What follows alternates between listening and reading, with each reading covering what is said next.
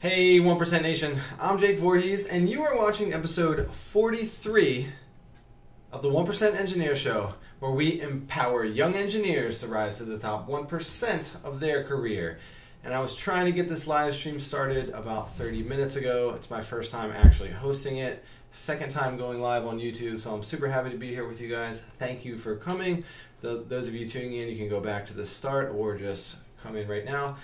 Chat me up, say hi, and let me know where you're from and this type of thing. I'm sure it's going to be a lot of subscribers, but I want to go live tonight to make a few announcements, give you guys a couple pieces of information about some things that are going to be going on, like giveaways and 1% of the 1% Engineer of the Month awards, and a couple video things that are going on coming up here in the fall. I'm super excited to make these announcements, but I want to start going live at least once a week, so I want to get into the habit, work out some of the kinks, hence this sort of 9:30 p.m. Eastern Standard Time, last minute, really no announcement, no warning, no hype, live stream for the evening. So have a little agenda here. I'm going to go over a couple things and then give away a few job fair updates and tips and hacks here. I know a lot of you who are in school right now, a lot of you 1% engineers are about to go to a career fair next week or 2 weeks from now. I didn't realize until looking at some schedules that I got one person in here, that job fairs this early in an engineering semester, so I cannot believe it. But really quickly, again, we're doing just some announcements really quick, and then we'll get into some of the meat and potatoes of what I want to talk about. But 1% Engineer of the Month, I've been doing that award for 4 months now, so shout out to all of you who won it. First of all, Holly from Untouched Magazine, I'm featured in this episode. She won it for the first month. I think that was May. Nehemiah Mabry from STEM Media has won. Brianne Martin has won from The People Engineer. Shout out to you, engineers in Texas. And also, Aaron Shepard was the most recent recipient for August. He is joining me on the Mars Generation Student Space Ambassador Board. So I'm super excited to make that announcement next week. It's not totally public yet. But the Mars Generation is a nonprofit run by Abby Harrison, who, in my eyes, is the most famous young astronaut today. And she is really leveraging social media to grow her nonprofit. She has 130,000 Instagram followers, 100,000 Facebook followers on her fan page. And the Mars Generation is a nonprofit to inspire people who are interested in space, young engineers, young STEM people, to basically make sure that they are on course to Mars, that they make it to Mars. So really excited to be a part of that board. But if you guys want to be 1% Engineer of the Month, I'm starting to do a little giveaway as a part of that award. So far it's just been a nice announcement, but I think I'm going to be doing a $25 gift card or free book or something. So for the 1% Engineer of the Month for September, I'm going to have people submit a 2-3 minute video, really short video, really only 1 minute if that's all you like to do. But talk about how you are exemplifying 1% engineer type qualities and attributes in your life, what you are doing to stand out, what you are doing to rise to the top 1% of your engineering career, and I will choose one of those people who submit, one of those participants. And I really believe that only 1, 2, 3 people will submit until it gets rolling. So it's an easy way for you, 1% Nation, to win a free book, to win a free gift card. So I encourage all of you to try out for that. I'm also going to be doing a giveaway for 1,000 subscribers. I'm so happy to say that over the last 1 to 2 months, really seen a nice uptick in subscriber growth. It took me maybe 3-4 months to get to the first 100 subscribers. I was pretty, not bummed. I knew this was going to be an interesting road, but if I showed you the graph of my watch time and my viewers, it is flat, a little spike over the summer because someone shared my How to Choose Your Engineering Passion video on Reddit, and then that went crazy. And then really this channel growth has been on the back of the Engineering Student Laptop 2017 video. That thing represents 51% of my channel watch time. And then once you get a big spike like that, what YouTube does is it says, oh, actually this channel is valuable. People are watching this. I'm going to start suggesting these videos to more people. I'm going to start bringing them up into other types of search queries and putting them in front of, hey, whoever's watching, I know there's a couple of you live, say hi. I'd love to chat with you guys. But anyway, it starts to populate your videos to other people who may be interested in student engineering or college STEM and things like this. So it's really been an interesting growth period over the last 1 to 2 months. And what I'm getting at is now that 1,000 subscribers is approaching, I'm going to be doing a nice giveaway for that. I'm going to announce something. I'm going to announce a contest where people have to do something, and I'll probably do like a $100 giveaway or something that's worthwhile for you, 1% Nation, to participate in that. So I'm super excited to announce that. Again, I think I mentioned this a little bit earlier, but I do want to incorporate a live stream at least once a week, and the biggest live stream that I'm going to be doing in the near future is this Saturday, this week, September, whatever that is. I guess today's Wednesday, so September 10th, at 2 p.m. Eastern Time, I am going live with really the only other member of the 1% Engineer Society. His name is Hamza Wahid. Shout out to you, brother.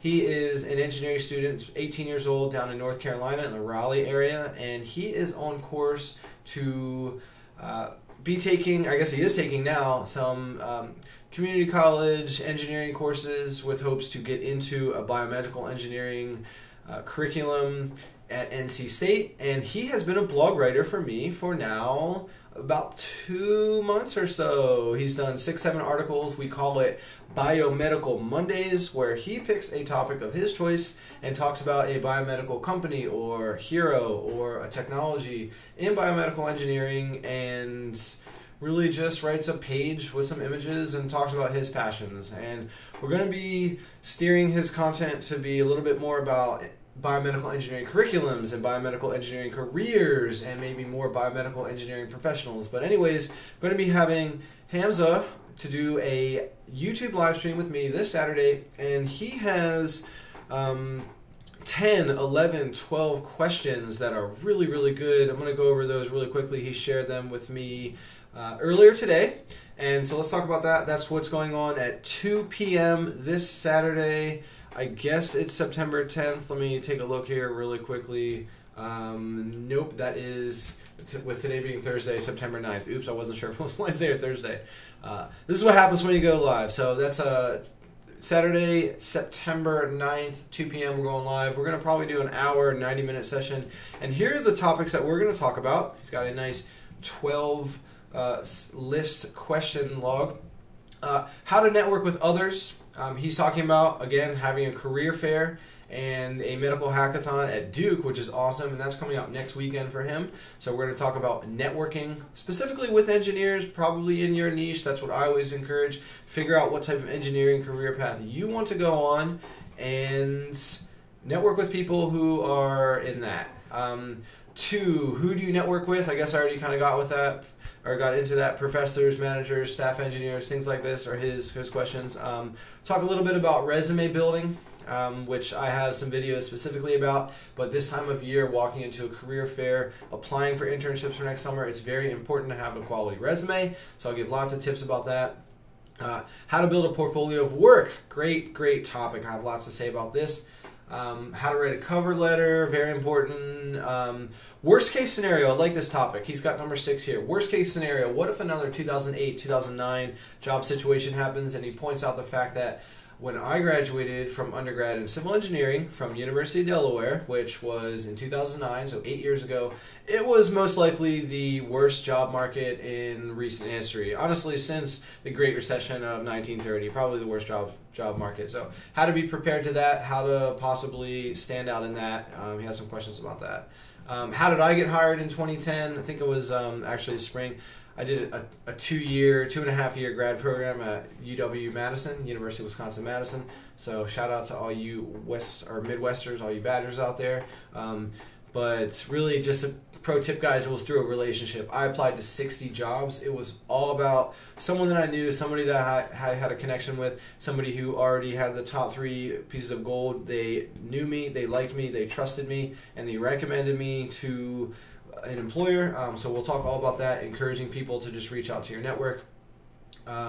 What to do at a career fair, great topic. I'm going to do a huge video for this that's coming out hopefully as soon as possible, really before next week launches. So that is a really, really good question, Hamza. What to wear at a career fair, great point. Always wear a suit, honestly. Nowadays, millennials, I'm a millennial, so I can talk about this, because it's making fun of myself, but a lot of millennials out there, they really do believe that they can just wear whatever they want. They don't want to dress up, fight the status quo, but the reality is that's not true. You cannot do that today.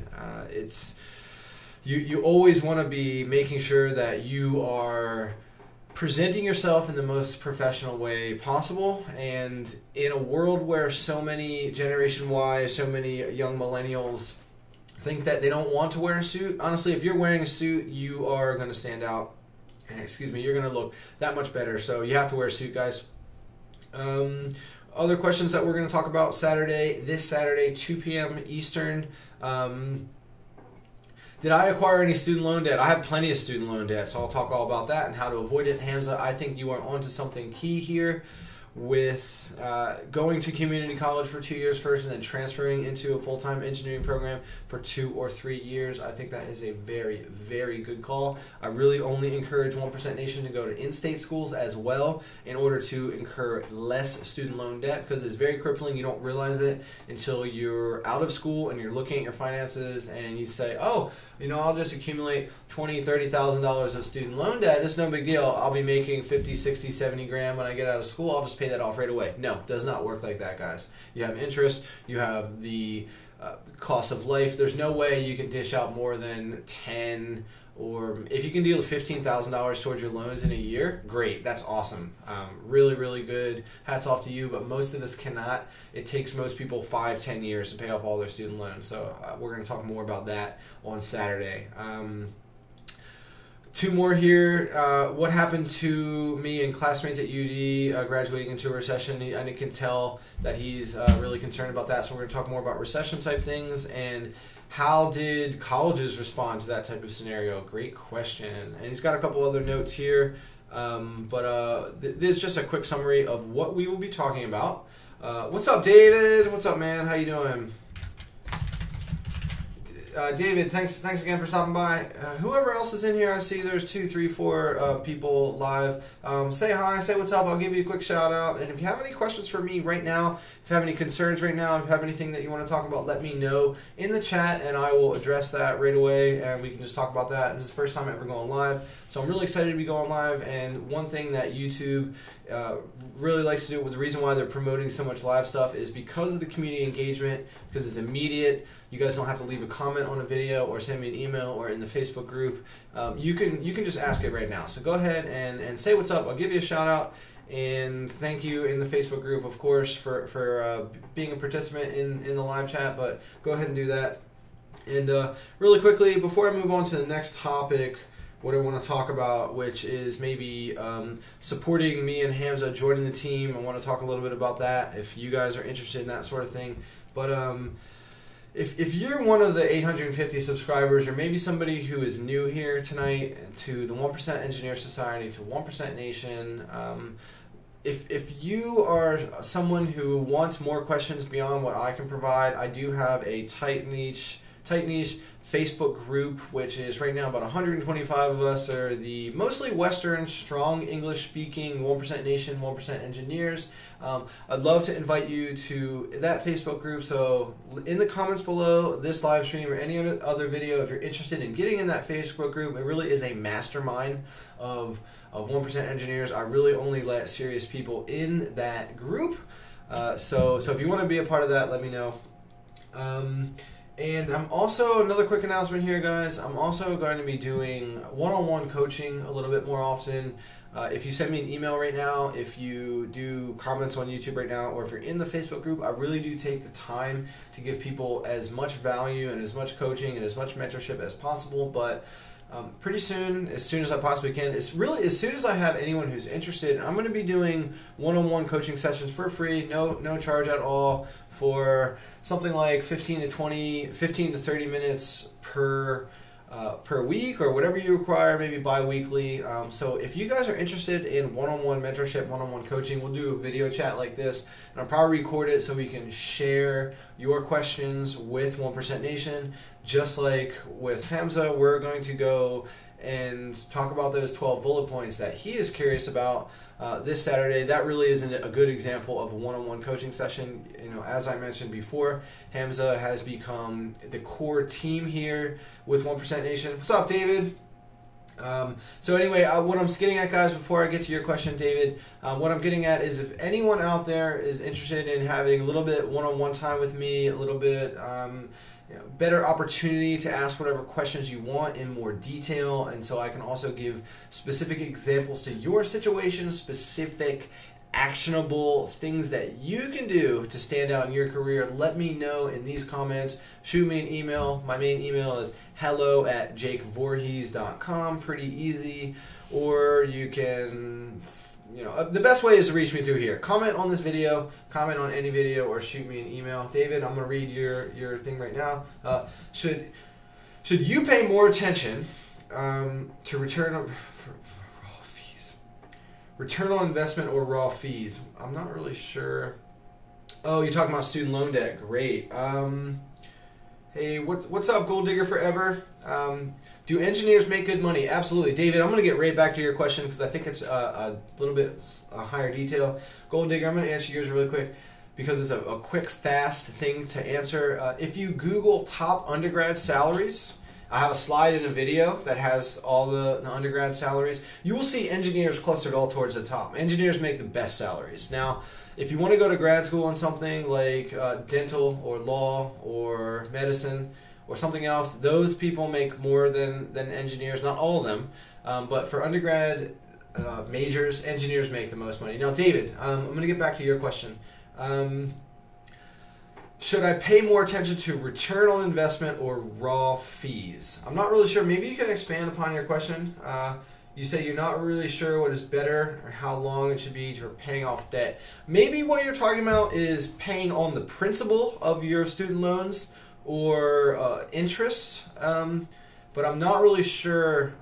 I think we're getting mixed up. No problem, Gold Digger. Let me know if you have any more questions in the chat. Go ahead and drop a question, and I'll answer whatever you have right now. That's what's cool about live streaming. But David, thanks again for the question, and thanks again for commenting on all the videos. I know you've become a pretty active member in the YouTube comments, and we've connected on Facebook, and you are in the Facebook group as well. I call it the 1% Nation Facebook group. What's up, Dustin? How you doing, man? But maybe, David, if you could expand on your student loan question, I would love to help you out because I have a ton of student loans. So I have seen financial advisors talk endlessly with all my friends about how they deal with student loans, so I can give you some advice right now. Dustin, your question is, what's a good resource to review engineering material? Honestly, I think YouTube is the best source of information because you can build a relationship with a YouTube channel like Engineering Worth or AF Math and Engineering, my boys Abby and Fred, who do technical civil engineering and homework and exam problems. There used to be a channel called Engineering Worth. He has shifted over to being called Freedom of Thought. He has a lot of good resources on YouTube video resources for engineers. But Dustin, maybe you could add a little part about what type of engineering materials you're interested in. Maybe the type of stuff you're interested in learning more is not on YouTube. So go ahead and let me know in the chat.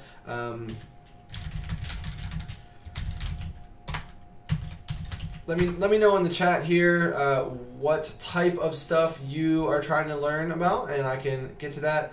And until I see electrical engineering, so let me know what about electrical engineering. If you're trying to learn about what an electrical engineering career is like, or why certain electrical engineers have chosen their pathway, why they became an electrical engineer, or types of jobs they can get, or things like this. I have actually interviewed 2 electrical engineers for the show, for the 1% Engineer Show, and those videos are on my channel right now. You can look at episode 26 with Aaron Shepard, It's a pink thumbnail. It says how to become an astronaut. He is an electrical engineering grad student at Clemson doing NASA-funded research. I also have interviewed John Lupu, who is at UC Santa Cruz, and he is in the middle of his undergraduate electrical engineering career, also working at Tesla. That I can't remember which episode it was, but it's called How to Get a Job at Tesla. It has a red thumbnail. And I asked them questions about how they chose their school, how they knew electrical engineering was for them, how they got their NASA-funded research or their jobs at Tesla, respectively, what they're excited about for electrical engineering, and things like this. So I would definitely check out those videos, Dustin. Again, it is episode 26, How to Become an Astronaut with Aaron Shepard. Shout out to you, Aaron. We're going to be serving on the Mars Generation board together, so I'm super happy about that. And definitely, Dustin, check out that video with John Lupu. Again, red thumbnail, called How to Get a Job at Tesla. I can't remember which episode it is. Let me just go check really quickly. I'm going to go over to my YouTube channel here. So sorry about a little delay, but I want to get you that episode number, Dustin. That is episode 34 with John Lupu. So go ahead and check that out. And let's see here, Gold Digger Forever. Seems like everyone is choosing mechanical engineering.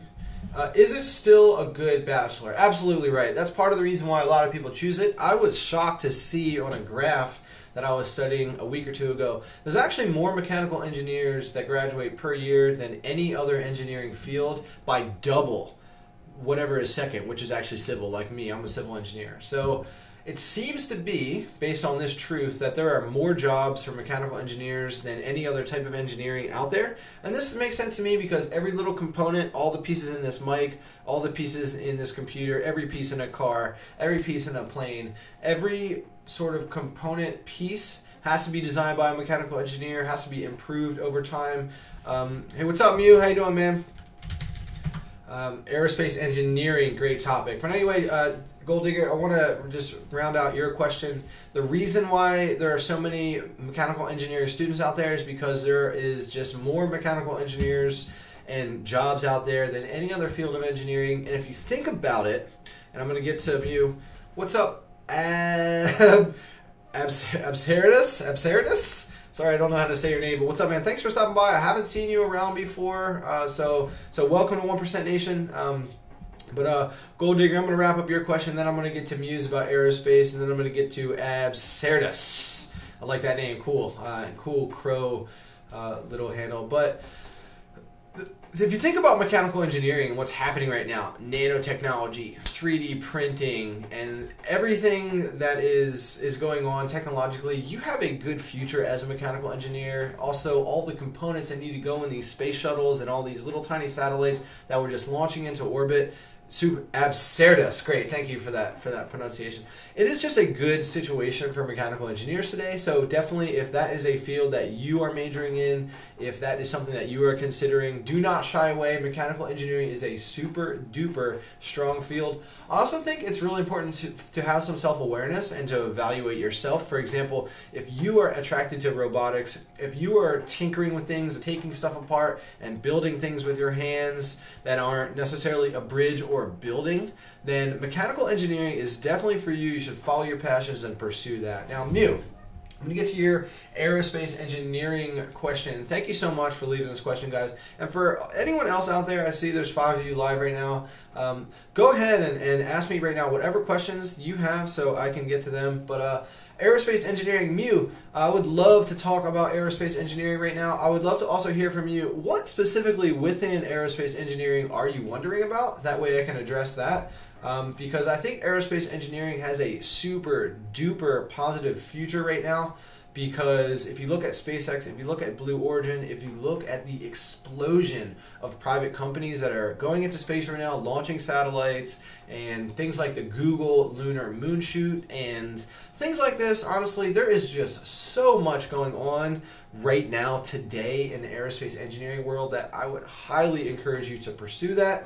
And Mew, I see your follow-up here. I'm going to get to Abserdus, his question. His question is, how much does the college you go to for engineering degree matter? For example, will it make a difference in your job search and salary if you went to a school like MIT or Georgia Tech? This is a great question. I'm super happy that you asked this right now, Abserdis, because it is one thing that I've heard over and over again. I answer a whole bunch of questions on Quora, which is a question answering platform. I have about 50,000 views for the questions that I've responded to, about 250, 300 questions, and I see this one a lot on there. But here's the reality, Abserdis. Now, if you went to an MIT or Georgia Tech, and I applied to Georgia Tech for grad school, so I'm glad you mentioned that. Maybe you live in Alabama, or sorry, in Georgia. Atlanta was what was on my tongue. Those schools will help you. Now, at the end of the day, there are thousands of accredited engineering programs out there, and as long as it isn't some school that is just some online university or some just pathetic institution that just barely has an engineering program, as long as you have an accredited engineering degree, that's good enough for people. Because the truth is this, okay, is that you have lots of MIT, Harvard, Stanford, Yale, Georgia Tech, Purdue, like really, really strong schools with these kids, with these students, with these young professionals who get out of school with those degrees, and they can't do this, okay? They can't communicate, they are not going to be a good team member, they don't have strong interpersonal skills, and that actually trumps the school that you went to and the grades that you received at that school. So it is much more important to work on your communication, to work on your interpersonal skills, than to concern yourself with a school name, which is a good brand. So it has some weight, but at the end of the day, there are far greater things that are more important. For example, if you went to just some average engineering school, you have a ton of experience and pretty good interpersonal and social skills, you're going to have no problem getting a job. But at the same time, there is some value in a school brand, in a school name. And the reason for that is that when you have your resume, everyone is going to notice an NC State, a Clemson, a Texas A&M, a UCLA, a Wisconsin, maybe a Delaware. But everyone's going to notice that school name, and they're going to know that a good engineering program is behind that school name. So it does have some value, but I really only think it's about 20 or 30% important. So great question, Abserdis. If you have any, Abserdis, let me know if I'm saying this wrong. But if you have any more questions, let me know. And I'm going to get back to Mew's question about aerospace engineering now. He says, I'm not really sure about going to community college first and then transferring in. If you could transfer to a good university or aerospace engineering program direct after going to or just going to direct to a four-year college. This is a great question, Mew, and this is actually one thing that we're going to talk about on Saturday. So I encourage you to join in with our live stream, our live chat with Hamza Wahid on Saturday, 2 p.m. Eastern. But here's the Cliff Notes. I always encourage people to look at a community college in their state which has a joint transfer program with the school that they aspire to go to. Now, you said Georgia Tech. I think you did. Maybe that was Abserdis. But we can use the Georgia Tech example that Abserdis mentioned. But if you live, say, in Georgia, Georgia Tech has connection programs, community colleges, 2-year programs that they will 100% take those credits as long as you get a C average or higher, and you will walk into Georgia Tech with 2 years of courses, way less debt, probably a much stronger GPA.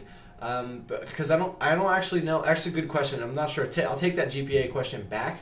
But you will probably have a chance of graduating with a higher GPA because you're going to be a more serious student anyways. But the truth is, you can save a ton of money by potentially living at home, maybe working on the side, and doing a community college 2-year education, and then wrapping up at your ideal 4-year school. Because here's the truth. This is the cherry on top. The reason why my response to your question is true is that people don't care if you went to a community college. They just look at that degree. Did you get that 4-year engineering degree or not? And if you went to community college or not, employers don't care. Again, they care more about the experience that you received and the communication and the interpersonal skills that you are capable of in the room, that you are capable of for their team. So that's the truth. Is I would encourage you to save some money, go to community college, and not write that off in terms of your considerations for future. So Mohammed, thanks for the question, man. I don't recognize you in the chat here, so thanks again for stopping by. I'm really happy to have you guys, those of you who are new. Absirdis Mohammed, I'm so happy you guys are here tonight in the chat. I encourage you to subscribe to this channel because I release videos 3 times per week for engineering student success, and that's what this community is all about. I want you guys to crush it in your engineering career and win and rise to the top 1%. So what do I think of industrial engineering? I think personally industrial engineering is a great field. I think that industrial engineering is a little bit more niche. You may have slightly more challenges getting degrees in that or getting jobs in that, but the truth is an industrial engineer can work in any industry. And I really like industrial engineering because I studied traffic engineering in grad school, and within traffic engineering there's a big facet of human factors engineering, which is a part of industrial engineering. I'll talk about that for a second. Human factors in industrial engineering has a lot to do with designing things so that they are easy to use, they are intuitive, to help people be more safe, more efficient with their tasks and things like that. For example, in traffic engineering, there's a reason why green is the go and red is stop, because we perceive red as stop and we perceive green as go. Long before this whole stoplight thing was the case for our society. So, Mohammed, thanks for that question. I also think industrial engineering, again, you just have so many types of career options at your fingertips. You can work in manufacturing, you can work in supply chain management, you can work for a factory, you can work for marketing and branding for a company who wants to make sure that, you know, it kind of bridges the gap into user interface design. But I think it's a good field. I would not rule it out. There's a reason why the major still exists at big universities, because it is a thing. It is a good program. So Absirdis, I'm going to get back to your comment here. He says, thank you for the great answer. Met me on a comment section. I'd love to hear, Absirdis, which comment section. I'd love to hear that, because I comment on a ton of other channels that I have good relationships with, like Engineer Truth and... can't think of a couple right now. Mostly Engineering Truth, Engineering Worth, but there's, you know, AF Math and Engineering. Again, shout out to you guys. I love Major Prep. Check out his channel. I have a good relationship with Zach. Explore Engineering is another really good channel that I'm very active on. I do some voiceovers for Rahul. He is also in this community, in this Facebook group. Other ones, I know there's like 1 or 2 that I'm missing, but let me know where you found me. He also says, found me a couple, wanted to say thanks a lot, man. I really appreciate you stopping by. Again, what I would encourage, oh great, yeah, Major Prep. Yeah, I love Major Prep. He has me featured on his channel. Zach's a cool guy, and I'm still trying to figure out a way to do a video for his channel and do a little collab, but would love to get him on the 1% Engineer show and do a little interview. Yeah, thanks Mew for the comment. Thank you so much. You know, really, this community is just a family. This is a group of people, and it wouldn't be anything without you guys. So again, thank you so much for the questions. Thank you so much for watching my videos and just being a part of this movement. I started this project 8-9 months ago. So, you know, you say thank you, but honestly, I say thank you right back, because this would be nothing without you guys. This would be nothing without the questions, without the comments, without the emails, without the Facebook group. So thank you so much. Have another question here, Gold Digger. Thanks again for more questions. Keep them coming, guys. Honestly, this is awesome. There's only a handful of you here that are live right now, 7 of you. So for anybody joining right now, go ahead and drop a question into the chat. I've been really fast answering these questions, so keep them coming. But Gold Digger says, what will be 3 quick tips you could give for new engineering students? Well, great question. First of all, I encourage you to go to my playlist that is the 1% Engineer Show. It now has 43 episodes, this one being included later on here this evening. But I have videos that are like the top 50 things you can do as an engineering student, the top 10 things you can do in the first week, the top things you can do in the summer leading into engineering, which kind of cross applies. But 3 tips really quickly to actually answer your question. Great question, Gold Digger. Number one is build relationships with your professors. The professors that you will meet in your 4 or 5 years in engineering are the most powerful, connected people that you will have access to in your entire career. Honestly, these people have access to funding, these people have access to research, these people have access to professional individuals in your engineering niche, they have access to other professionals, they just have so many connections to people that building good relationships with them and standing out in your class by being an active participant and staying after class and going to office hours and honestly asking them to coffee, asking them to lunch, you will get a yes if you are doing these things, being an active listener and engaging in class. Don't look at your phone in class, but build a really good relationship with your professors, and this is the top thing that you can do as a student. The other things are, honestly, these are all going to be about relationship building.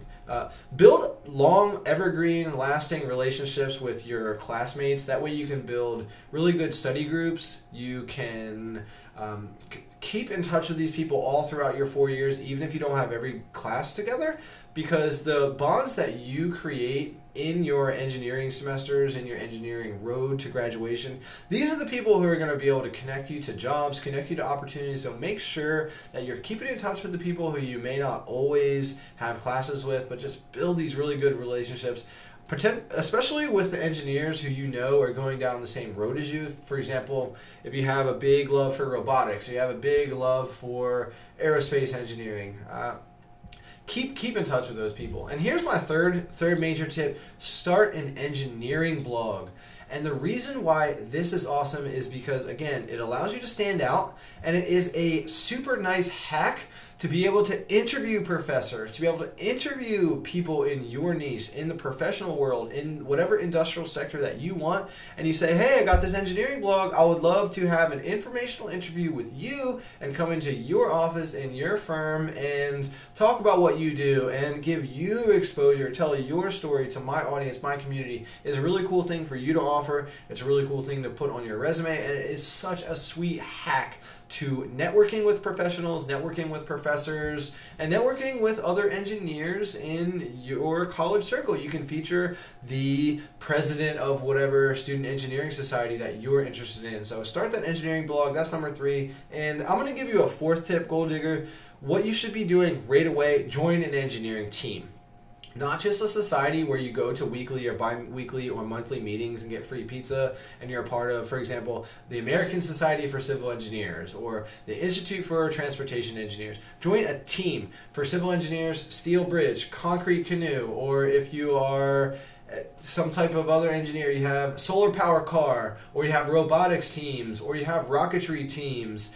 Join these teams because this gives you better more practical experience to put on your resume. It builds relationships with other engineers, better engineers. It builds relationships with engineers who are ahead of you in your curriculum, so you can have them support you, give you advice. You can even get their tests, get their homeworks from the classes that they've already taken.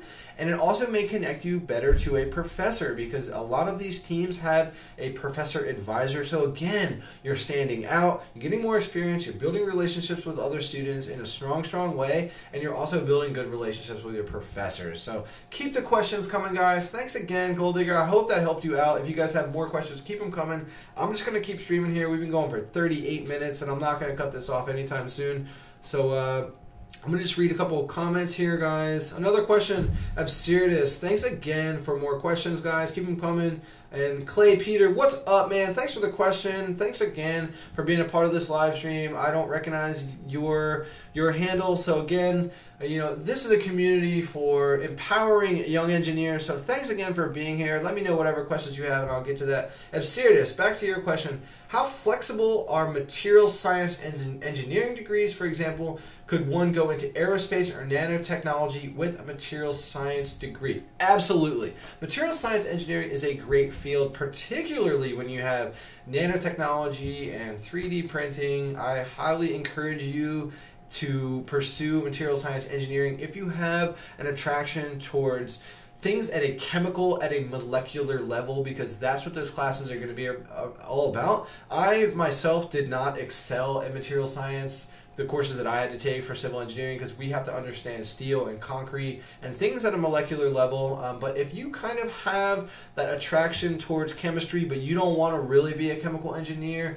then maybe material science is good for you. And with a material science degree, you can definitely work in nano, you can work in solar, you can work in computer, you can work in aerospace. So great question. Keep them coming, guys. And I think that's a good call for you. Materials science engineering. If you have that chemical sort of allure, go for it. Mew, thanks again for a question. Little bit of a personal question. Do I work for a company?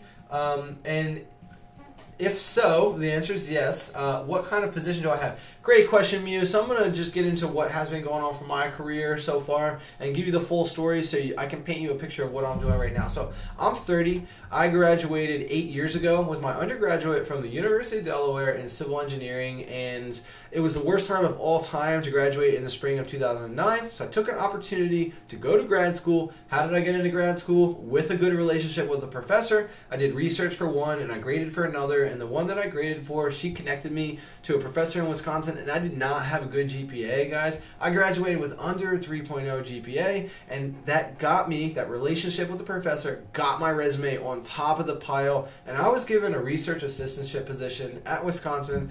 After doing traffic engineering for 2.5 years, I went down to Chicago again based on a relationship with one of my best friends that I met at Wisconsin. All these Wisconsin engineers were getting hired in Chicago and got hired there. I really only made it to about 20 months with the Chicago office. It was a Canadian engineering firm. They asked me to transfer out to Vancouver, British Columbia, where I just spent my last 4 years. It was super awesome. Being a civil engineer who has gone down this traffic, transportation, and ITS, which is intelligent transportation systems type of career, I've ended up getting into modeling and forecasting. So we were modeling bridges and what's going to happen in city infrastructures when a new bridge is built, looking into about 40, 50 years out. So I was doing what they call quantitative forecasting. And lately I have moved back to the East Coast where I'm from. I'm originally from Maryland. I went to University of Delaware, and I now live about 10 minutes away from my alma mater, UD, University of Delaware. And I've taken a position, a traffic engineering role that I just hit my 4-month anniversary. The company's called Pinoni. It's really good. I like the company. It's about a 1,200 person company. And we have 35 offices all up and down the East Coast. So I'm a traffic engineer day by day. And thanks for more questions, guys. Clay Peter, I'm about to get to your question. But so I'm a traffic engineer. Mew, just to get back to yours, I'm a traffic engineer day by day. So I'm a civil engineer working in the transportation sort of field. And what I do at Pinoni is dramatically different from what I was doing at the old company I worked for, which is called Parsons Corporation. Parsons bought the company. When I was in Canada, it was called Delcan, and then we were acquired. So I hit my 5-year anniversary with that company. But what I do with Pinoni now is like sidewalk design. We do roadside signs. We do highway design. We have a bridge team that designs bridges. But it's a lot more of your bare bones, brass tacks type roadway and traffic-y sort of highway stuff. We do traffic impact studies. I do a little bit of traffic modeling. We do sidewalk and pedestrian safety type stuff. So it's pretty cool, but it's very different from what I was doing before. I'm going to go back up here and look at Clay Peter's question. Clay Peter, I am sure you're still here. I hope you are. One of you 8 guys that are live, one of you 8 people. Can't be saying guys because I know about 12% of my channel is lady, 1% engineers. So Clay Peter, Jake, I haven't specified yet on what type of engineering I'm going to be pursuing, although I'm more interested in mechanical. What can I tell you? What can I advise about that? Now, Clay Peter, if you go back at the beginning of the live stream, maybe 10 minutes in or so, someone was also asking about mechanical engineering, if it is a good field, if it is a good major, because what they have identified is that there seem to be a lot of mechanical engineers out there. And I think mechanical engineering is a super, super strong field leading forward, just kind of like material science. Engineering, we do need mechanical engineers in all facets. All the components in all the devices that isn't wood or even metal things, everything plastic, every metal piece in everything in your entire room right now, wherever you're sitting, was designed by a mechanical engineer, was sold by a mechanical engineering company.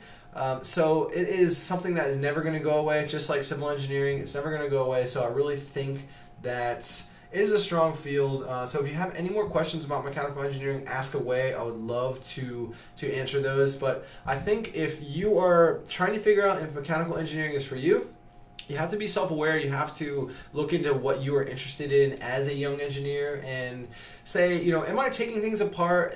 Am I fascinated by how things work in terms of the components? Am I into robotics? Am I into nanotechnology? Am I into drones? Am I into how things are put together and everything? The design of parts. Do you know about SolidWorks? Maybe you should check that program out because every mechanical engineer uses that. So if all of these things are stuff that gets you excited, mechanical engineering is for you. I also think it has a good future. So great question. Keep going down here. There's only, yay, Clay Peter, you're from Maryland. Awesome. Well, all of you who are in the live stream, I'm going to drop my Facebook profile information right now. I want all of you to friend me so I can get you into the 1% Engineer Society group, 1% Nation. What's up? Is that Abby or Fred? What's up, AF Math and Engineering? I'll give you guys a big shout out right now. So here's my Facebook profile, guys. Friend me on Facebook so I can get you in the 1% Engineer Society group so I can introduce you to more people. Clay Peter, definitely, if you're from Maryland, I'm from the Eastern Shore of Maryland. I probably should have gone to College Park, but I didn't. And I want to give a big shout out right now to AF Math and Engineering. Guys, if you are interested in engineering, and particularly if you're in school right now and you are trying to figure out some better ways to do your homework, trying to study for exams, and want some practical ways to do engineering problems, please, guys, go check out their channel. Abby and Fred are awesome dudes from Toronto, Canada, and Toronto, Ontario, Canada, and we actually did my first ever live stream on their channel, so go check them out. And if you're looking for just a little bit more very thorough, specific walkthrough tips and some sort of funny behind-the-scenes cool videos from those guys, that's the place for you. So go check them out. Go subscribe to their channel. Give them some support because those guys are just awesome. And they have a really cool story. But definitely go check out the interview where they hosted me on their channel. And we talked all about how we chose civil engineering and what we're up to today in our careers and what also gets us excited about giving back to you guys, the communities that they're building, the AF Mathers of the world, and 1% Nation, you guys. So go check them out. And Clay Peter, I'm super happy to hear about you being at University of Maryland. Let me know what year you are. Let me know if you are a specific type of engineer or what's going on with you right now. I'll give you some more thorough tips. I'm going to go back up and look at these comments really quickly, guys. I'm trying to, and if you can't tell, I'm trying to go as fast as possible with questions, just so you guys don't get bored and give you as much value as possible as we sit here around our 47th minute of this live stream, the first ever. But go back up here. I see a question here, Clay Peter. Notice how highlighting making good relationships with professors. What tips can I give on starting that relationship with professors? Great question, Clay Peter. And I got into this a little bit ago on the live stream, but I'll go over all the same tips with you. Here's what you can do to stand out to your professors. You should be participating in class. You should be engaging in lecture. You should be sitting in the front or middle front area. You don't have to sit in the front row, but if you sit in the front and you're nodding your head and you're engaging, put your phone in your bag and you're asking questions, you're staying after class, you are going to office hours, you are building relationships with their TAs, you are emailing them, you are asking them to go to coffee, you are asking them to volunteer and get more involved with whatever university research they are doing. This professor is going to be so impressed by you, you are going to stand out, you are going to, what I call, put yourself on their radar. And that's exactly what you need to do to build a good relationship with your professor, because this allows you to do 4 strong things. It allows you to have a better chance of getting a good grade when it comes to final exam time. It gives you a super good opportunity to get involved with university research or become a leader in whatever engineering society they are an advisor to, because a lot of these professors are. It gives you a good opportunity to have a good letter of recommendation if you want to go to grad school or if you want to do whatever is next SpaceX and you need somebody to affirm that you're an awesome person, and it gives you a good reference. You're going to have a reference list along with your resume and cover letter, and this professor is going to be such a good addition to your reference list. So those are 4 key things that will pay off on the back end when you put in that front end work to stand out in class and build good relationships with your professors. So go ahead and do that, guys. So I'm going to read a couple more of these comments. Yeah, no problem, guys. Super happy. Abby and Fred, I don't know which of you this is, yeah, what I'm trying to do, guys, I would love it. Abby and Fred, tune in on Saturday. I'm going live again with a blog writer on my team, Hamza Wahid, who is pursuing a career in biomedical engineering. And I have another live stream scheduled for the Saturday after that, where Aaron Shepard and I talk about what we're doing as student space advisor board members for the Mars generation. And yes, absolutely. Right now, guys, I am doing 3 episodes per week, Wednesday, Saturday, and Sunday. And I'm going to be adding a 4th one. That is this live stream. So yes, Abby and Fred. What's up, Fred? Yeah, Fred, I am going to be doing this at least once a week. Part of the reason, just to tune into you a little bit more specifics about it. This is awesome because you don't have to do any video editing, and it adds all this extra value to the community because they don't have to wait for my response on a comment list or an email or a Facebook group. I can just get the answer right to them right now. So it is a super strong thing. So great question, guys. But I would love it for you to tune in this Saturday with Hamza, where we're talking all about job fairs, and we're talking all about what to do if a recession comes, and we're talking all about lots of career and lots of engineering success stuff. So great question. Mew, do you think, thanks again for more questions, Mew. Do I think average aerospace engineer has a good future? For example, if I get a degree with average GPA from average university, are there job opportunities for you? Absolutely.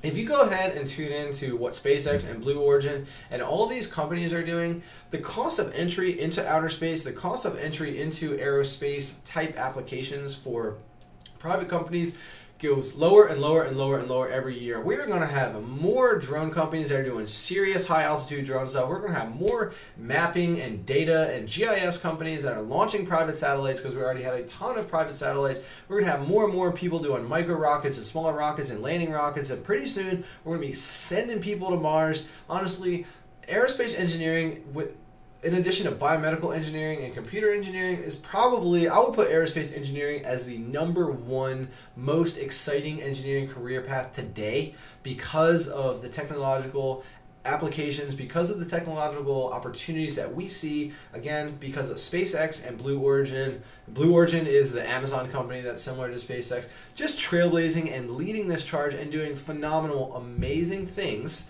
in the aerospace world. So I really think that if you get an average GPA, if you go to average university, I mean, University of Delaware is pretty good, still, not the best. And again, my GPA wasn't the best, and I'm doing great. But for aerospace engineering, you're going to do great all the same.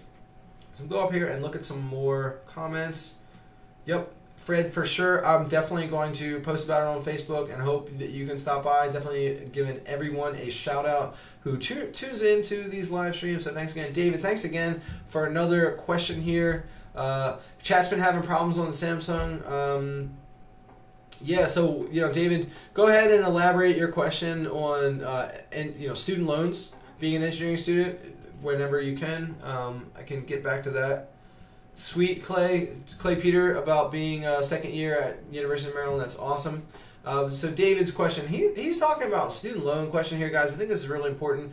I don't think we always have to talk about engineering, but we can talk about student loans here really quickly. And his question is this: some schools with high tuition say they have a high ROI, return on investment, which means they have to give you a better deal, which means they either have better job opportunities or higher salary, maybe something else. Well, I did answer this question a little bit ago. Someone asked, is it worthwhile to go to a community college, or is the name of a school going to give me that many more job opportunities? And the answer is no and then yes. So really, I would say that the best ROI on any school is a school that is an accredited engineering program and isn't just like some online or terrible school that is really like a liberal arts college that kind of has an engineering program. Those are going to be the best ROI because you pay less and honestly you're going to have probably all the same opportunities. So I really think that's a sales tactic by those schools. But if you can get into Harvard, if you can get into MIT, honestly, those are going to sort of speak for themselves, and people are going to just know that you're super smart, and the brand of that school, like if you went to NC State or University of Maryland or Clemson or Georgia Tech was mentioned earlier. What is cool is that brand, that name, that awareness of that school, it is nationwide or international, so it's pretty good. You will be given that respect right away. But let's say you have an MIT degree, or let's say you have a Harvard degree, and you're awkward, and you're quiet, and you're shy, and you have really poor interpersonal skills, and you just can't interview well, and you're nervous. Like, you're not going to get the job interview. Even if you have a 4.0 from MIT or Harvard, it doesn't matter. So getting a average degree from an average university and just having really good experience and having really good connections in the world and having really strong communication and leadership and interpersonal skills, these are the ways that you're going to crush it in your career. These are the ways that you're going to be successful. It's not just about the school you go to. So great question, and that's my opinion on that. Keep the questions going here, guys. I got to scroll up because I'm falling behind, but that's a good problem. Absurdus, I struggle with math. Absurdus asks, I struggle with math for a long time and only recently discovered your love for it. Do I have any tips for how I can continue to improve my math skills and prep for math required for engineering? Well, first of all, I would go right over to AF Math and Engineering's channel because they have a lot of math tutorials. But here's my tips for being better at math. Here's my tips for being better at studying. First of all, I have a video on how to study, nine tips and hacks on how to study for engineering. And so I would first of all check that out. But my tips to you are start studying ahead of time. Utilize the space and repetition method. Make sure you're giving yourself enough time to let the information sink in. Take a break, go back to it, sink in, take a break, go back to it. Go to your professors, ask them for help if you're struggling. Use things like the Pomodoro technique when you're studying. Really focus. Try to get into that homework assignment, that study type of situation for 25 minutes at a time. Take 5-minute breaks. Go to your TA, ask for help. Go to your professor, office hours, ask for help. Really commit yourself to getting good grades in those math classes, and that's what's going to be able to you're going to be able to ascend your math grade even higher. So maybe if you're wanting to know more about resources, if you're wanting to know about study techniques, if you're wanting to know about maybe how to do better on exams, let me know. Maybe you can specify a little bit more on that question, and I can give you some more value there. Clay Peter, getting back onto mechanical engineering, is it true that you can work on a petroleum field with a mechanical degree? Yeah, absolutely. I think petroleum, maybe I can weigh in. I have a buddy who's actually in Houston right now, so it's a sad moment, but he is a mechanical engineer working in petroleum engineering. He works for Baker Hughes, so he is an awesome example of how a mechanical engineer can get a job in the petroleum world. And the reality is that in an oil plant, in an oil refinery, in offshore oil, in pipelines, like think about all of these things that these engineering companies, these petrochemical companies, they need all this physical infrastructure, pipelines, refinery plants, offshore oil rigs. They have all of these parts and pieces and all this stuff that comes together to be a part of that petrochemical assembly, and they need to hire mechanical engineers to make those parts cheaper, better, safer, faster, whatever. So absolutely right. The petrochemical, the petroleum, gas and oil sector hires all types of engineers. So great question.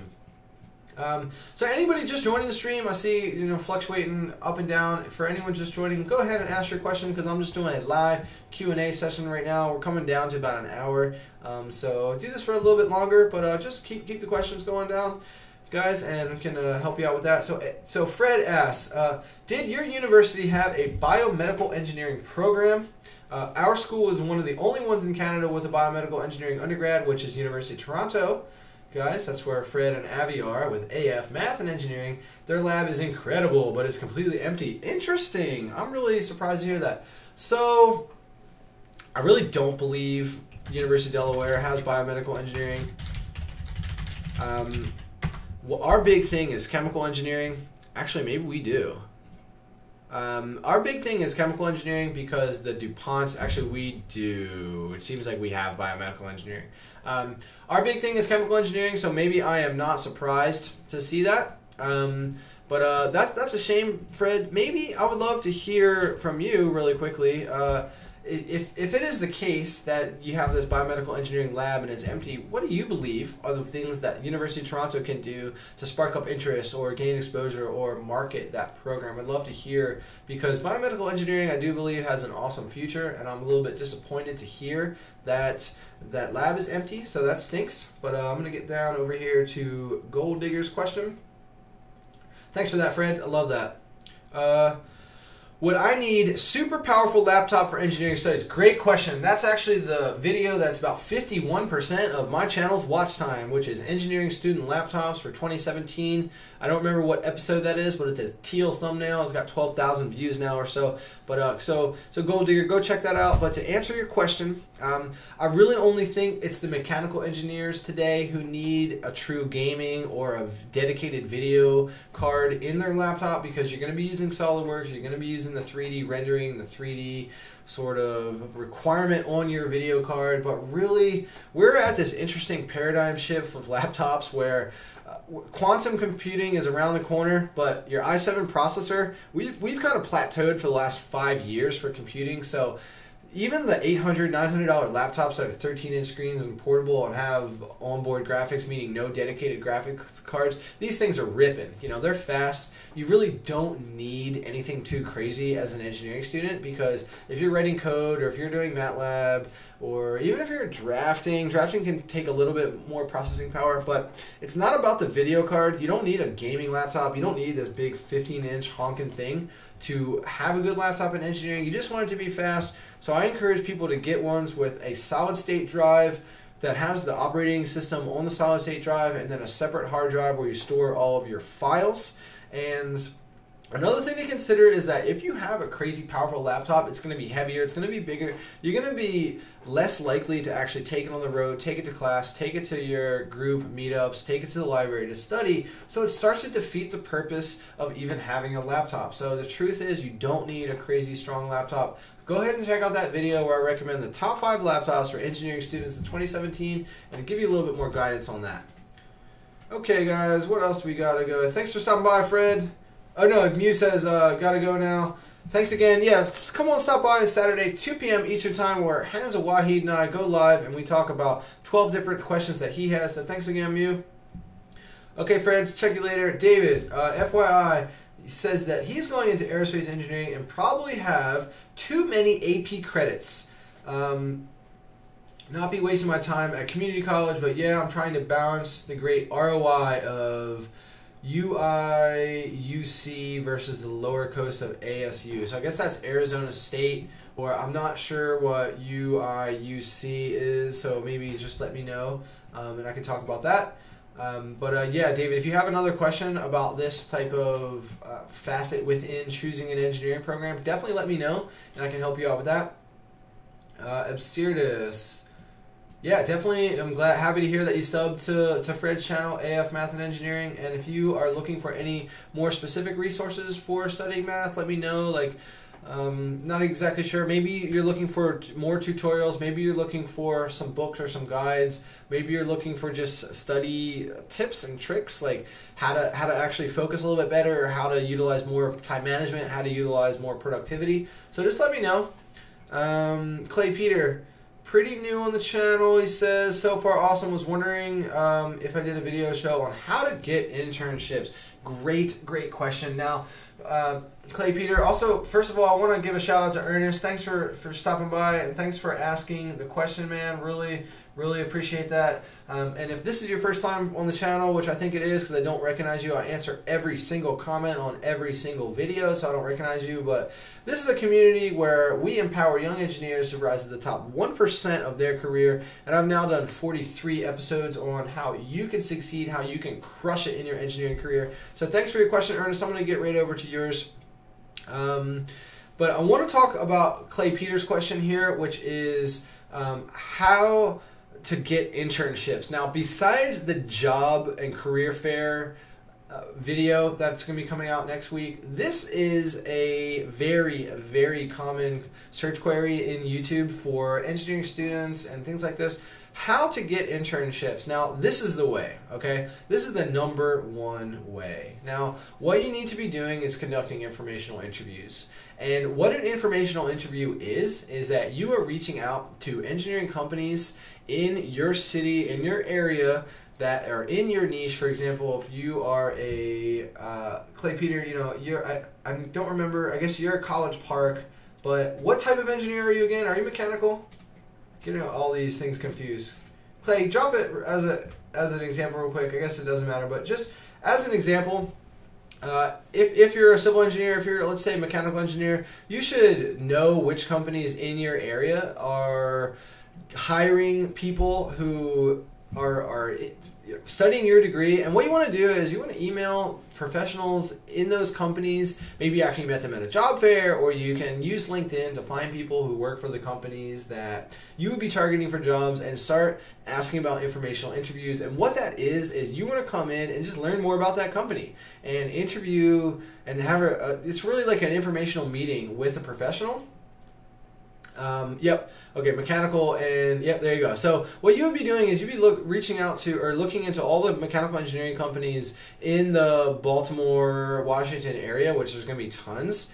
And like, for example, just go to Indeed.com, Monster.com, whatever, and just look for mechanical engineering jobs, and you will see in your area, and you will see all the people, all the companies that are hiring, and reach out to people through finding them on LinkedIn or from a job fair, and start trying to have informational interviews. And the top 2 ways you can do this is that you can start that blog and start putting out content about mechanical engineering. Honestly, even if you just blog once a month, but that's a good excuse to have an informational interview.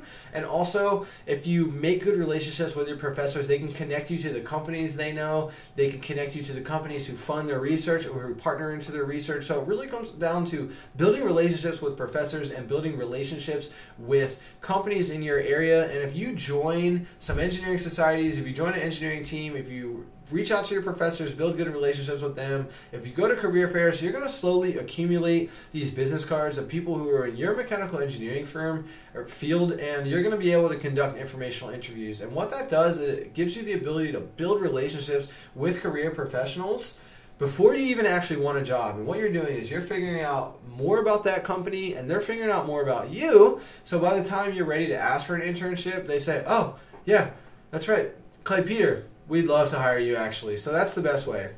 And you should also be reaching out to friends and family, anyone, all your past job employers. If they have any connections to mechanical engineering at all, reach out to your inner circle, the golden circle, because it's usually from a existing human relationship that you're going to get an internship opportunity. So again, just reach out to everyone that you know and network, build relationships, and you're going to win. Let me go back up here, guys, and look at more questions here. Ernest, thanks again. I hope you're still in here. I think you are. Give me a little shout out if you're still here.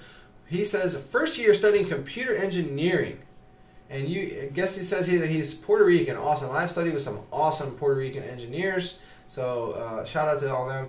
Your problem, he says, is that I understand the English, but I'm not that good at speaking it. Can I give you some tips to practicing it? These are my tips. Download the Duolingo app and put it on expert level and practice English every day.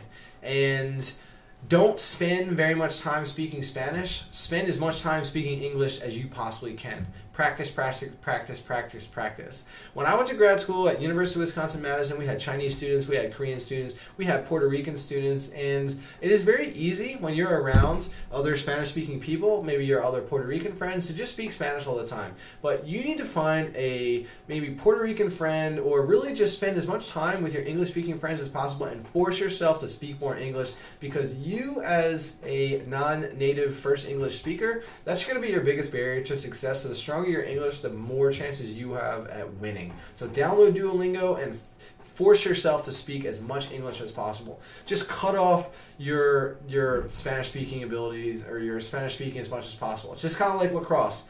I'm a lacrosse player. If you want to get good at your left hand, you need to just go left-handed all the time. Okay, Ernest, I'm going to get to... Oh, no, sorry, that was your last question. David, it's okay about the specific question. Don't worry about it.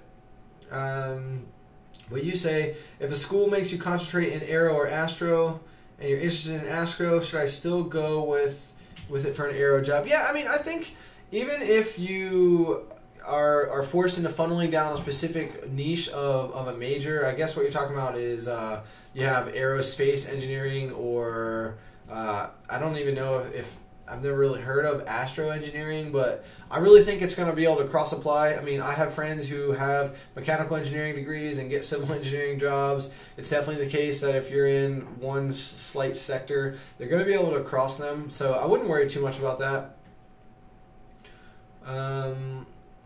David, I'm going to get to your question. Security. Since there are many more aero jobs, do you think aero companies will still consider astro concentration?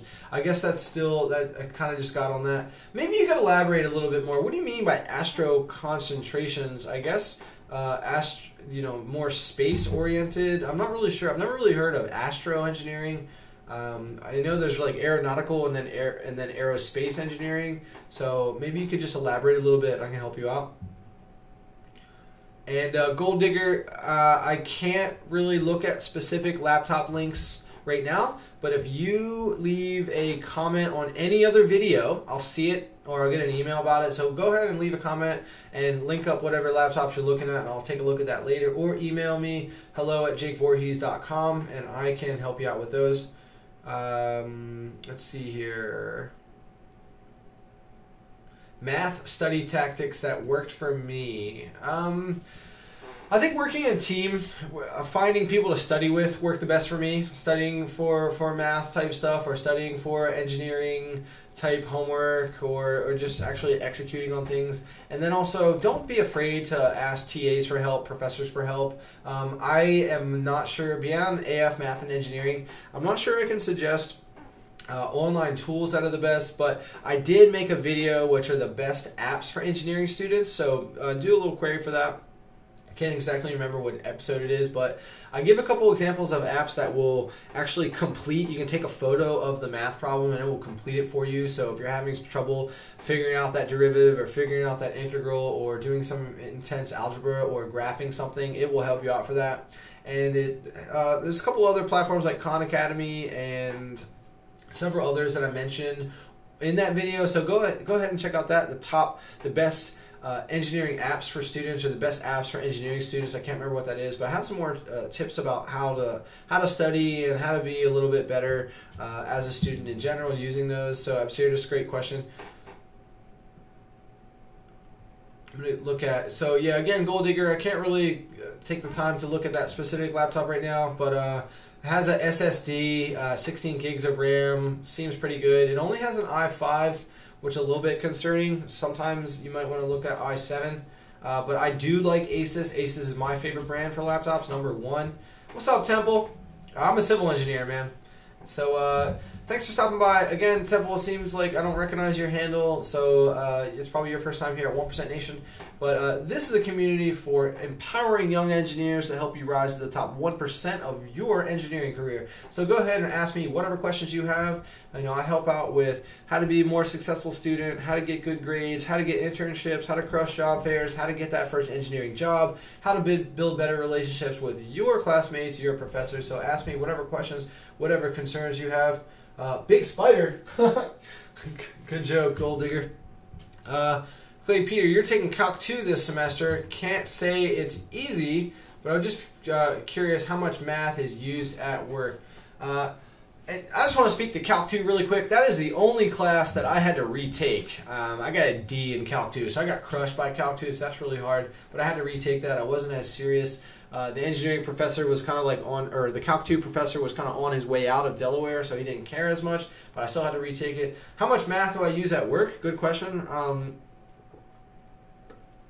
I mean, enough, but definitely don't use all the crazy engineering math and all the crazy calculus and all the stuff that I learned in the insane engineering classes, but we do use a decent bit of math. What's up, Real Big Lenny Jr.? Thanks for stopping by. So I would say that it's not an insane amount of math, but it is still more than average. But we definitely do not use all the stuff that we used, or the stuff that we learned in engineering. Real Big Lenny Jr. asks, he says, what's up, man? I'm in calculus right now. I'm really interested in engineering after working a little bit in calc.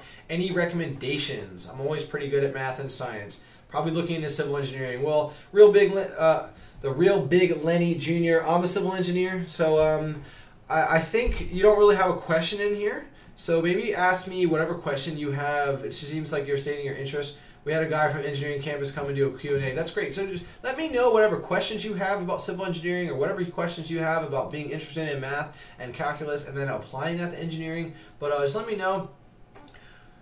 What's up? What's up, Shabakar? And I'll get... yeah, no problem, Gold Digger. Thanks again. Go ahead and subscribe to this channel because I release videos 3 or 4 times a week on engineering student success. So that way you will be notified. And I'm going to be doing live streams about once a week. So I would love to have you guys back. And doing this live stream at 2 o'clock this Saturday, 2 o'clock Eastern time. So go ahead and tune in again, guys.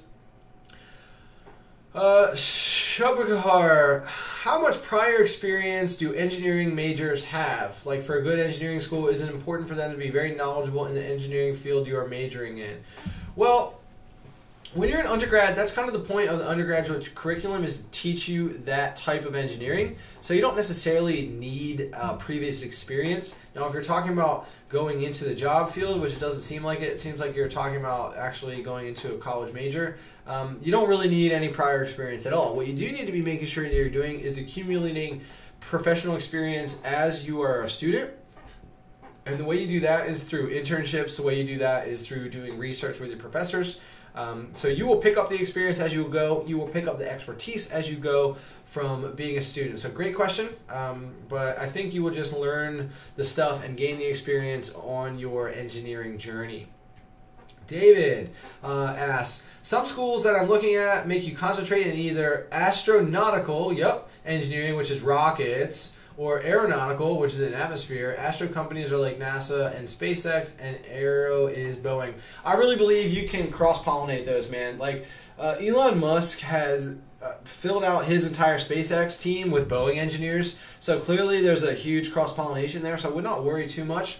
I would just encourage you, for example, if they funnel you into Astro, if you have the ability to take more Aero type classes, is to do that. Or when you're doing internships, do internships with companies that do Aero stuff, right? So just make sure that you are following your heart and you're figuring out what type of thing that you want to go down, and you're getting specific niche expertise in that. Because what you don't want to be doing is taking all these Aero type classes and then ended up getting into an Aero internship and then taking your first job in Aero and really not being connected, not feeling passionate about that. So just make sure that you are always niching down, building good relationships with the professors who teach a little bit more Aero stuff, or getting internships in those fields that are in the one that you want to pursue. Real Big Lenny Jr. says, what are the day-to-day operations of a civil engineer? Well, it depends. I have a video that is the 5 disciplines of civil engineering, so check that out. It's a blue thumbnail because the 5 disciplines are structural, transportation, coastal, environmental, and geotechnical, so it really depends. But day-to-day, what civil engineers generally do is they're working with plan sets, they're working with design, they're working with some sort of thing that they're designing or they're repairing or they're maintaining, but it's usually plans like 2-dimensional or maybe even 3-dimensional, like a BRIM, which is Bridge Information Modeling, or BIM, Building Information Modeling. We're generally designing something that has either failed or we need to build something new, but it's typically designing something, working on a project from start to completion, overseeing that project. And what you do microscopically within that as a civil engineer is going to depend on the type of company you work for, the type of field that you are in, and various other factors. So maybe if you want to specify a little bit, go ahead. Absurdus says, thanks so much for all the answers. Really enjoy the live stream. No problem, man. Well, I encourage you to subscribe. I encourage you guys to friend me on Facebook so I can get you in the 1% Engineer Society group so we can have more conversations like this, because we are always chatting in that group about all types of stuff. I'm going to link it up. This is my Facebook profile, guys. Go ahead and send me a friend request so I can invite you guys to the 1% Nation Facebook group. Real Big Lenny Jr. says, would also recommend over other branches, looked into it, and seems that they're one of the highest job growth and outlook. So don't be sorry for all the questions. I love all these questions. That's the reason why this live stream has turned into an announcement. I had just like 10 things I was going to announce, and then you guys are just being awesome with all these questions. So no, thank you so much. Civil engineering, I think, has really good future job growth. I actually just did a video about this. Episode 42 came out yesterday on Wednesday, and it was really a video about the future of civil engineering and its connections to things like Hurricane Harvey, its connections to things like Hurricane Irma. And the reality is this, is that civil engineers, we build stuff, and we build stuff for three key reasons. We have 80 million people are added to this planet each year, and every day our technology is ripping, so there's always something new, there's always something that is becoming obsolete. So we need to repair, maintain, we need to always build new stuff, and we need to be building more roads, more bridges, more tunnels, more dams, more infrastructure in general to facilitate human population growth, to fix the stuff that hurricanes and forest fires and earthquakes damage, and to make sure that there is new steel, new building practices, new whatever that's being implemented into the world. So civil engineering, really honestly, just like all engineering, is a strong situation for the future. So I would not be concerned about the fate of civil engineering. It is going to be strong for sure. So just getting some more questions, guys. If you're just popping in the stream, I see we got 2-3 more people. Again, go ahead and ask me whatever engineering question you have, and I can get right to that.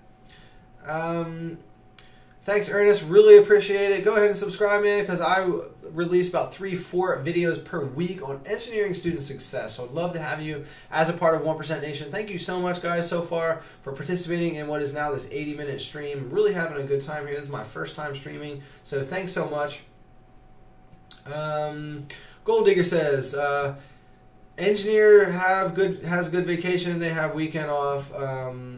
How's the life? Can I say more about that? I think what you're asking is what is really just like the work culture like? Yeah, I mean, we work Monday through Friday, 8 to 5. And depending on the company culture, you may never be expected to work overtime. You may never be expected to work weekends. I've never really been expected to work weekends. It's been really balanced. I know civil engineers in some countries, particularly like the Middle East, and I've had lots of friends who go to UAE, they work in Dubai or Abu Dhabi, and it's nuts. They work for like 60 hours a week. Here in America, or I worked in Canada professionally for 4 years, it was fine. We work our 40. Maybe if it's crazy, like if you're in the private sector, if you work for a company, then sometimes it gets a little crazy if you have deadlines, if you have projects that you got to get something out the door, or you have a client who's having an issue, or maybe somebody was late on something and they hit you with this task that has to be done in that day or the next day. Yeah, there are some times where it gets a little wild, but typically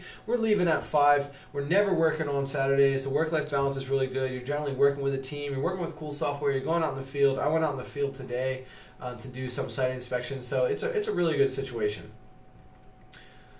Getting to some more questions, guys. Keep the questions coming, guys. Really feeling this. So let's see here.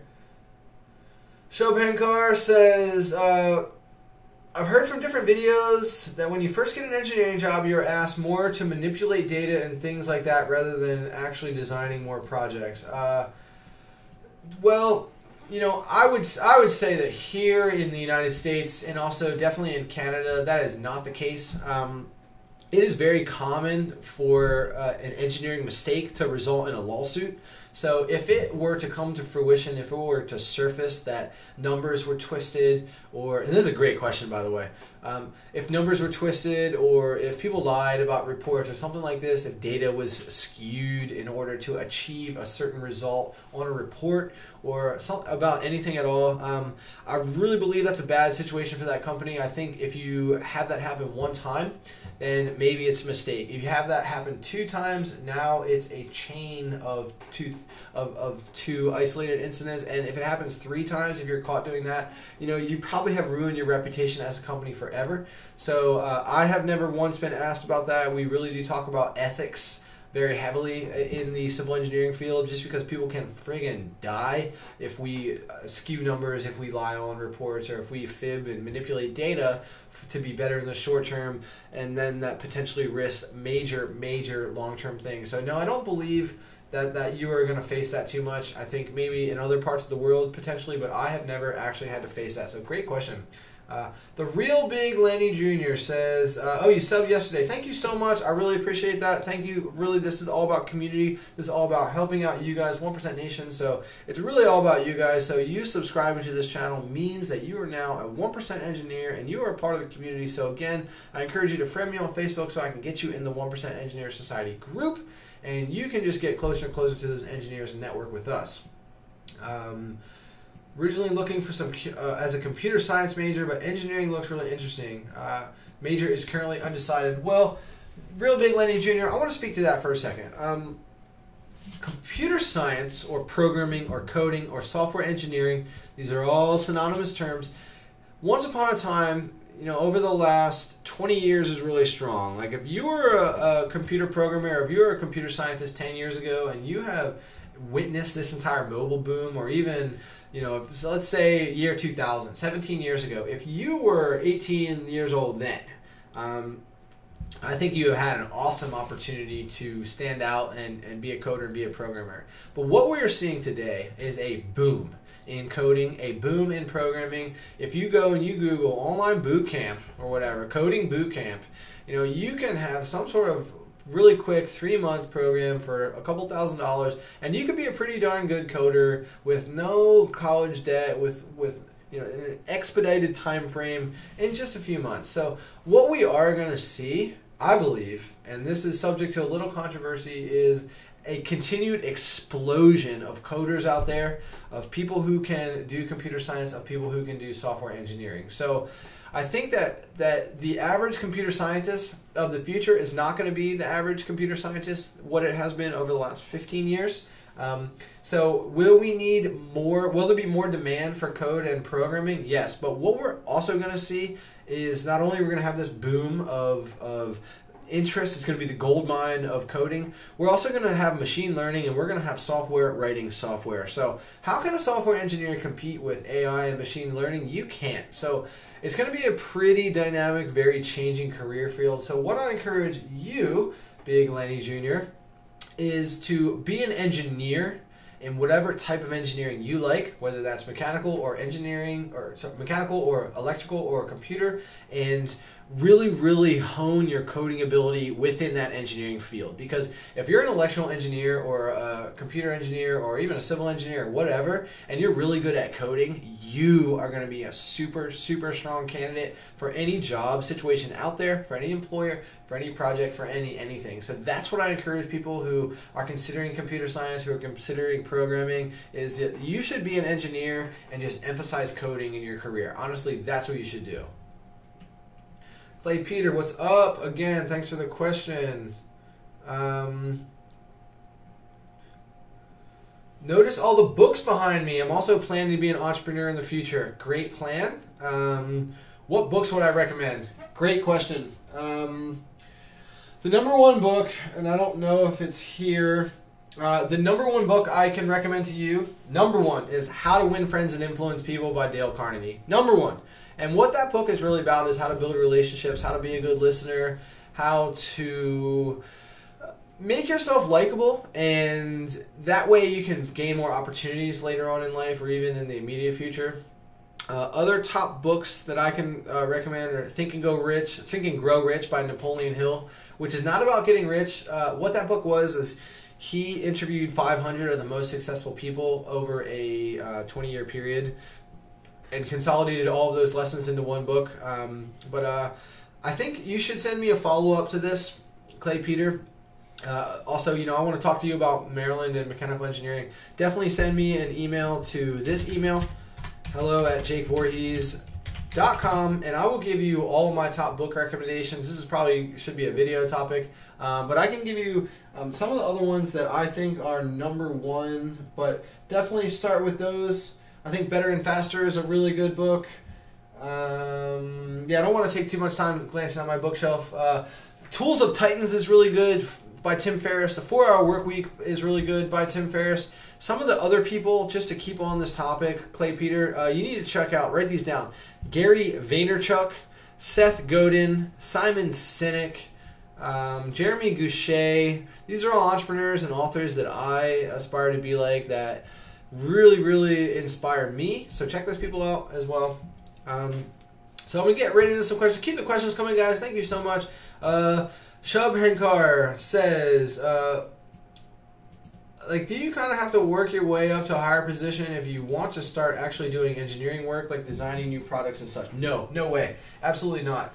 You have to work your way up the ladder if you want to do project management, if you want to run teams, if you want to be a executive, if you want to, again, be a division manager. But really, engineers start designing and actually doing stuff right away. That's what engineers do.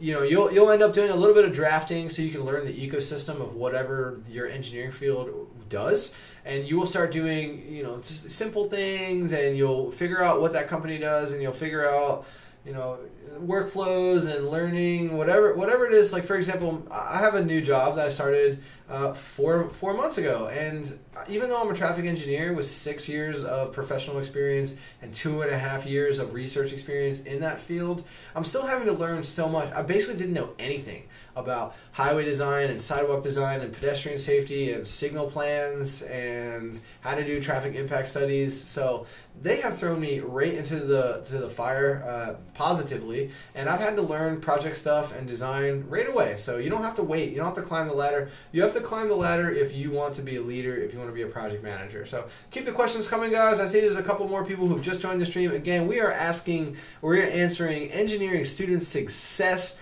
and engineering career type questions, because this is the 1% Engineer Show, where we empower young engineers to rise to the top 1% of your career. Gold Digger Forever says, there's a guy on YouTube, Engineering Truth. Yeah, I know Matt Tran. I'm actually a writer for his blog, so we are buddies. He's super negative about engineering. It's nice to see someone here with a positive idea of engineering.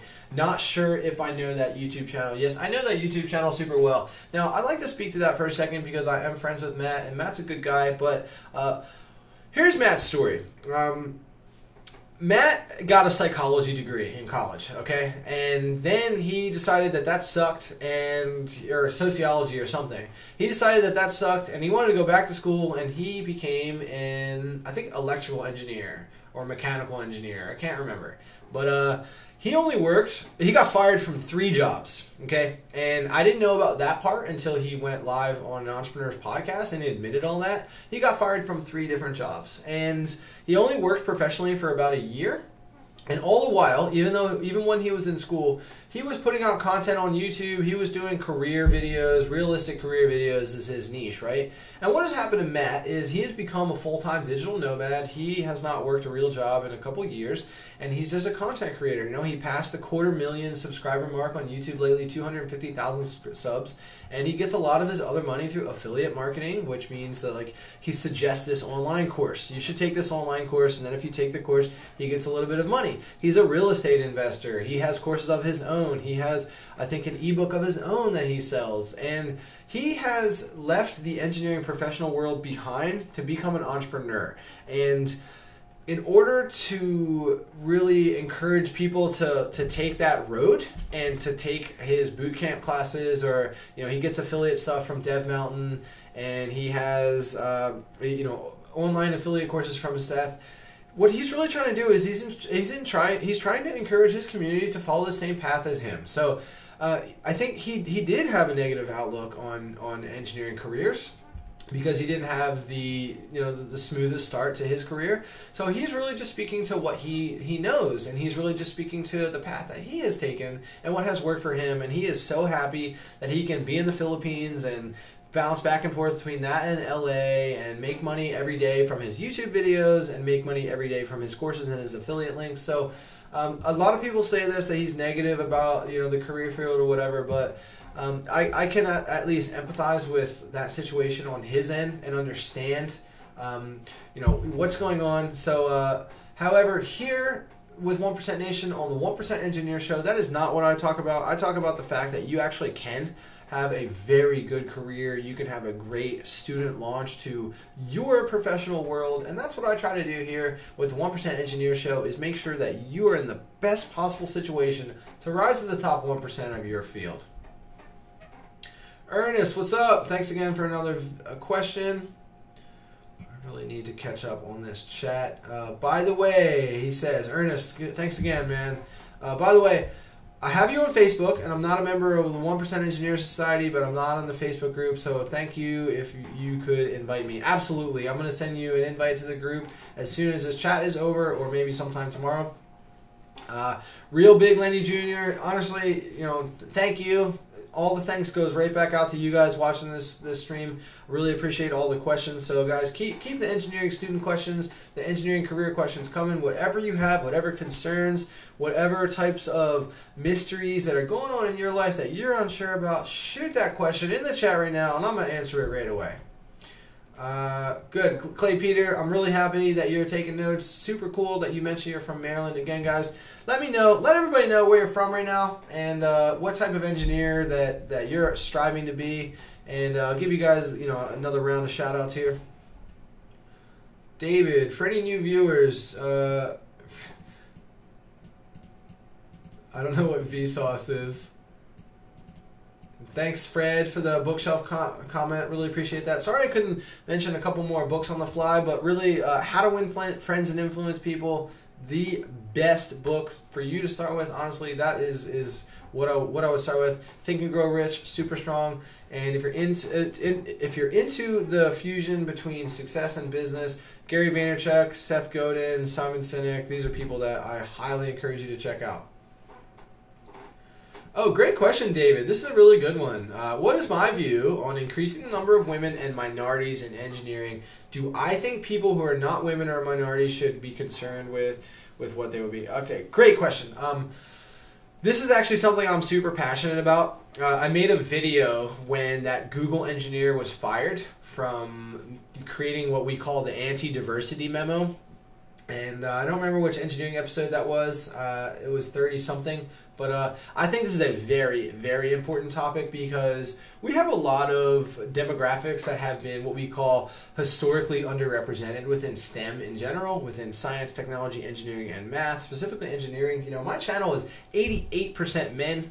So shout out to all you bros out there, but there's really only 10, 11, 12% of women in engineering. So what's funny is that the demographic that is receiving my content here on YouTube is also representative of the true ratio of women in engineering. And this is my tip to all you guys out there, all you people listening, and everyone who's going to be watching this video. But what we need to do is collectively break these barriers and never make jokes about women who might be striving to be an engineer or might be an engineering student or whatever, but make them feel accepted, make them feel empowered, make them feel like they're a part of the crew, make them feel like they're a part of the team. Don't ostracize them. Never ever make a joke about women. Never ever make a joke about minorities, because the reality is, guys, that it happens with us. I'm a millennial. I'm 30. You guys are all millennials in this, or if you're under 18, you're going to be Generation Y. But it is a generational gap. It's our parents that grew up in this world where women couldn't be an engineer, or women couldn't be a doctor, or if you were black, or if you were brown, or if you were whatever, if you were anything besides white,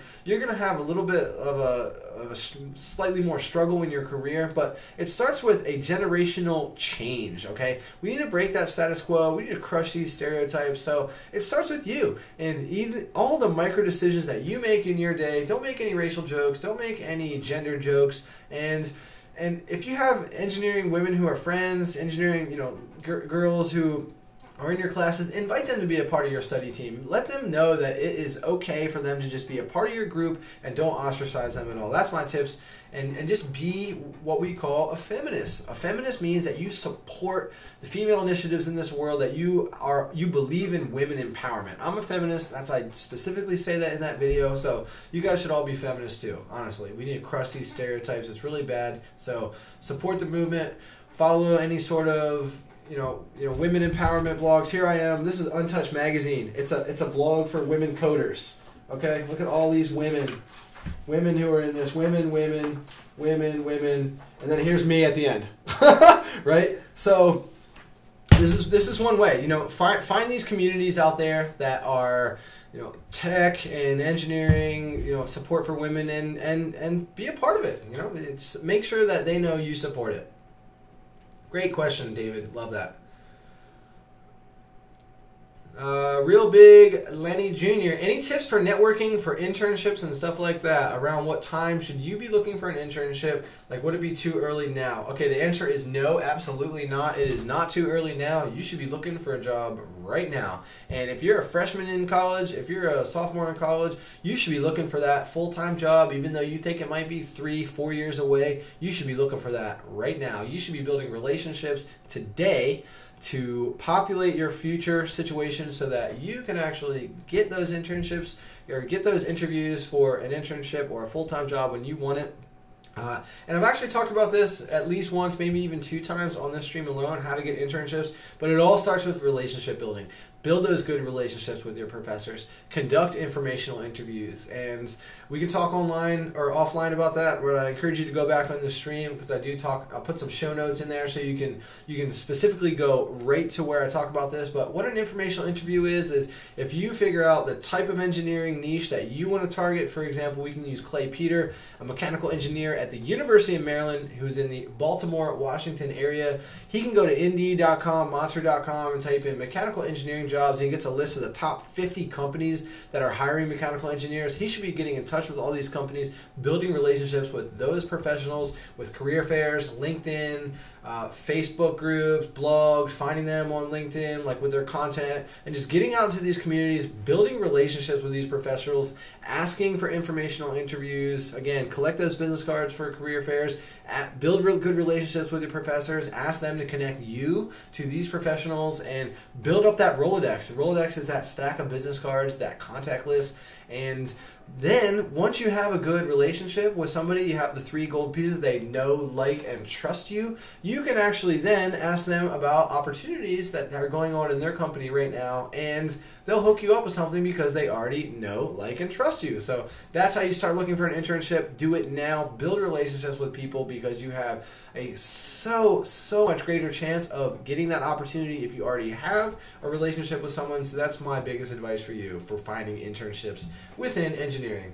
So keep the questions coming, guys. I'm probably going to do this for another 20 minutes. We'll cut this off at 2 hours even. So keep them coming. David says, Clay Peter, good idea. Yup, thanks guys for supporting each other. I love that. Great practice for lectures. Can't rewind the professor. I'm not sure what you guys are talking about, but it's okay. I'm going to just look through these questions here and figure out where you guys are with these questions. Yeah, I know what you guys mean about engineering truth. It's okay.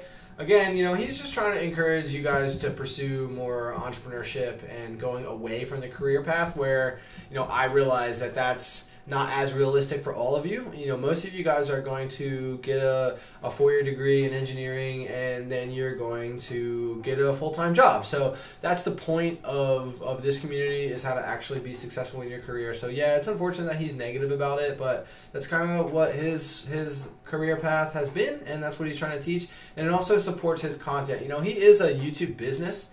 He is trying to teach you what can work for you, and then also hope that you follow suit with him and that you take that class, that you take his YouTube creator class, or take one of his colleagues. Seth has a how to get a job class and things like this, some digital marketing courses, whatever. Okay, Ernest, I'm gonna get to one of your questions. You said you're studying computer engineering. Yep. I have to make a concentration in software, hardware, or communications. Do I recommend any of them and why? Great question. And unfortunately, I do not actually have the ability to advise you on one of these 3 because I'm not a computer engineer. Now, Ernest, if you friend me on Facebook, I can get you in the 1% Engineer Facebook group, and we have some computer engineers there, so we can have people weigh in on that. But this is what I would suggest you do in order to find out more yourself.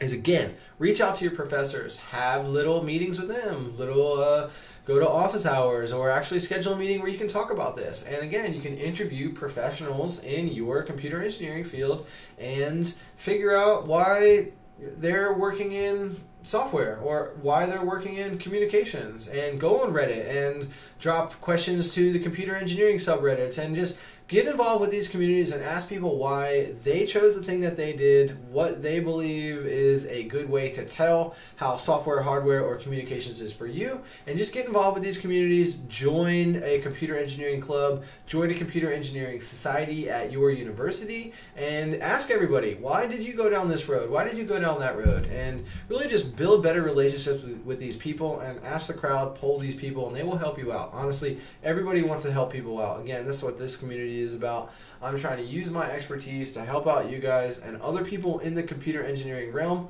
will want to help you out as well. Thanks for the questions, guys. Awesome stuff so far. I should enable super chat so people can donate here on YouTube. Yeah, it's a good question. I don't even know how to do that, but I will probably for sure. You know, I do want to speak to this really quickly, guys. You know, I've had the ability to turn on ads for my YouTube channel now, like 20,000 views ago, and I haven't. I do one-on-one coaching with lots of engineers, and I could probably charge for that, and I don't. I have an ebook, which is almost done, that I could probably sell, but I don't. I also have this thing I call the 1% Engineer Kit. All of you are eligible for it. I can send you links to that. I could probably charge for that, which is a collection of ebooks, including Matthew Tran's ebook. I could probably charge for that, but I don't, because really all I'm doing is building community. And yeah, I'll take donations to support this, probably so I can hire video editors, so I can make more videos, make more content to support you guys. But really, guys, for me, it's community first. Eventually, I'm gonna have to try to start making money from the 1% Engineer. In order to help more people, because you have to scale your project in order to have a greater impact, in order to help more people. But right now, I'm not really doing that, because I started this project in January, February of this year, and I don't want anyone to get the wrong idea. You know, you guys are watching the stream, you guys are really getting to know me here tonight, but this is really all about you. This is really all about using what I love, which is a combination of three things: video, engineering, and mentorship. And using all of those to add as much value to the world as I possibly can, and just help you guys out. And if you guys are getting help from this, which from the comments, you know, people are saying thank you, thank you, thank you. If you're offering to donate, you know, it makes me feel so good. That alone is like a donation. It's just the appreciation and me knowing that I'm helping you guys out, and hearing about how, you know, one of my buddies in Brazil, one of the 1% engineers, you know, you got an internship from my tips, or somebody got better grades, or somebody actually killed it at a job fair. You know, that's what I really want right now. Down the road, I'm going to institute some levels of monetization again, so I can hire team members, so I can grow this thing and actually be able to help and scale and reach more 1% engineers of the world. So I'm sure I'll tune you guys in about all that stuff, but right now this is just all about you. What's up, Zach? What's up, Major Prep, guys? I want to talk a little bit about Major Prep. Major Prep is a channel that really lets you figure out what type of major is best for you.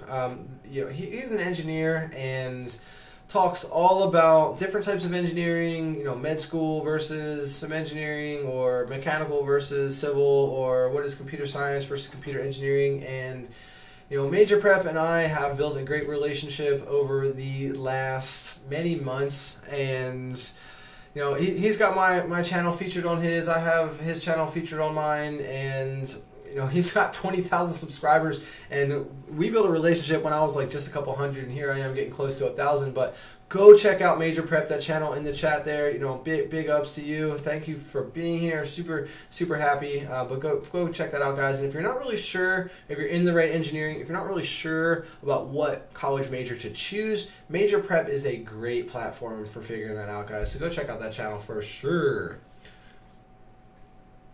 What else do we have here? Keep the questions coming, guys. Thanks here. I'm going to stream here for another 13 minutes, and we'll probably clip this at 2 hours. Thank you so much. Oh, Absurdus. There you go, Major Prep. Absurdus is saying he loves your videos. Super happy to hear that. Fred, what do you got here? How do I account, or Fred asks from AF Math and Engineering, how do I account for the increasing disparity in countries that are considered to be economically equal between genders? Let me reread that. How do you account for the increasing disparity in countries that are considered to be economically equal. So meaning the increasing disparity, meaning I guess countries like America that are considered to be economically equal, but we're not necessarily. I think I'm a little confused with the question, but just expand on that a little bit, Fred, and I can answer that question for you. Oh, seems as though I got you. It seems as though the gender gap in countries like Sweden and the gender gap increases. I don't know. I'm not really sure how to respond to that. You know, I don't have too much experience with engineers in Sweden or Norway. I do have a Dutch friend who does business development in America, and again, you know, he's from the Netherlands, and the Netherlands is, I guess, supposedly supposed to have a pretty narrow gender gap, but I've heard some of the opposite about, you know, gender inequality and racism and things like that. So I don't really know how I can explain this. I'm not really sure if I can speak to that, so I'm going to maybe stay away from that one. Clay Peter says, can I please make a video on time management, ultimate study work schedule? So Clay Peter, again, great question. I actually just did a video, I think it was episode 41, on 9 study tips and hacks for engineers. So go check that out for sure. I think it's a 15-minute video, and again, it is 9 actionable things that you can do in your study efforts to be a better engineer and crush it in your career, become a 1% engineer, get better grades, stand out. What's up, Sam? What's up, man? Thanks a lot for stopping by.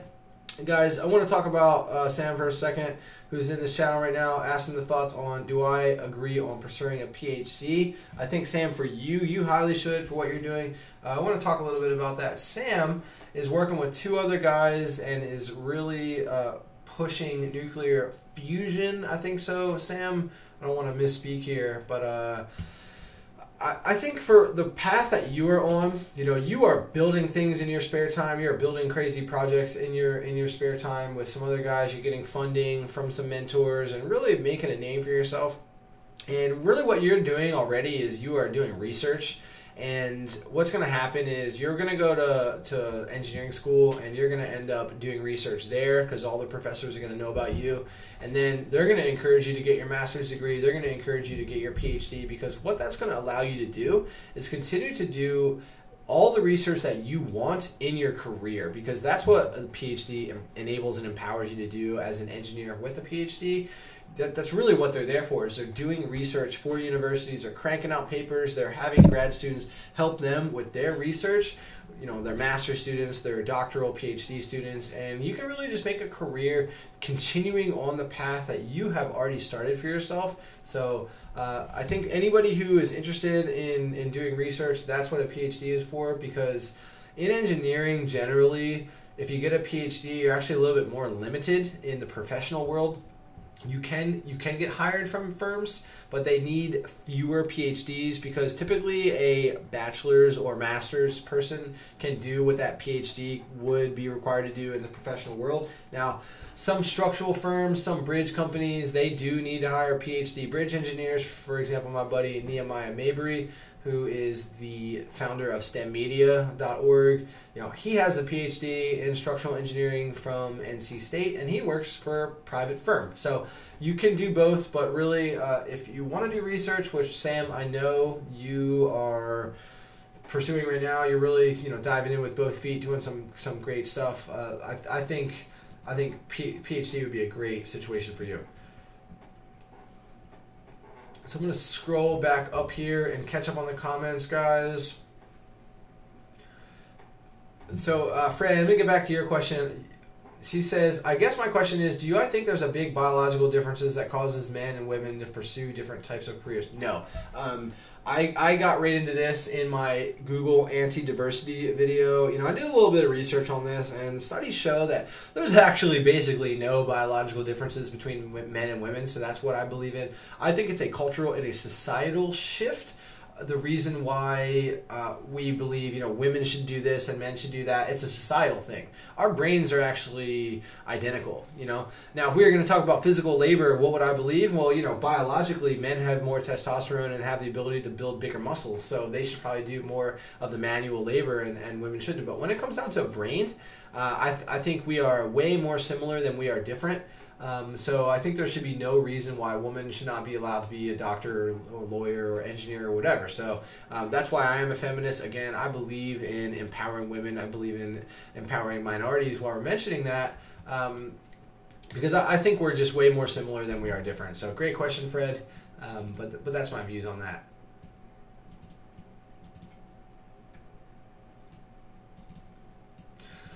The Real Big Lenny Jr. Do I do a lot of traveling in my profession?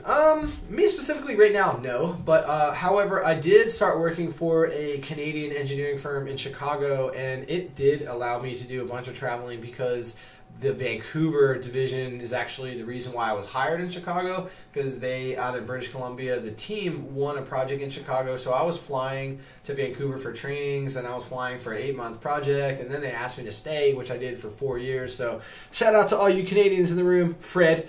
And so it depends. I mean, if you're in a marketing position for engineering or business development for engineering, or if you're working on projects that are like all over your state or all over your region, you can have a traveling situation. I don't think everyone does it though, just because it's expensive and just because you need to be able to validate those travel costs. So as a young professional, you probably won't do as much travel, but it does depend.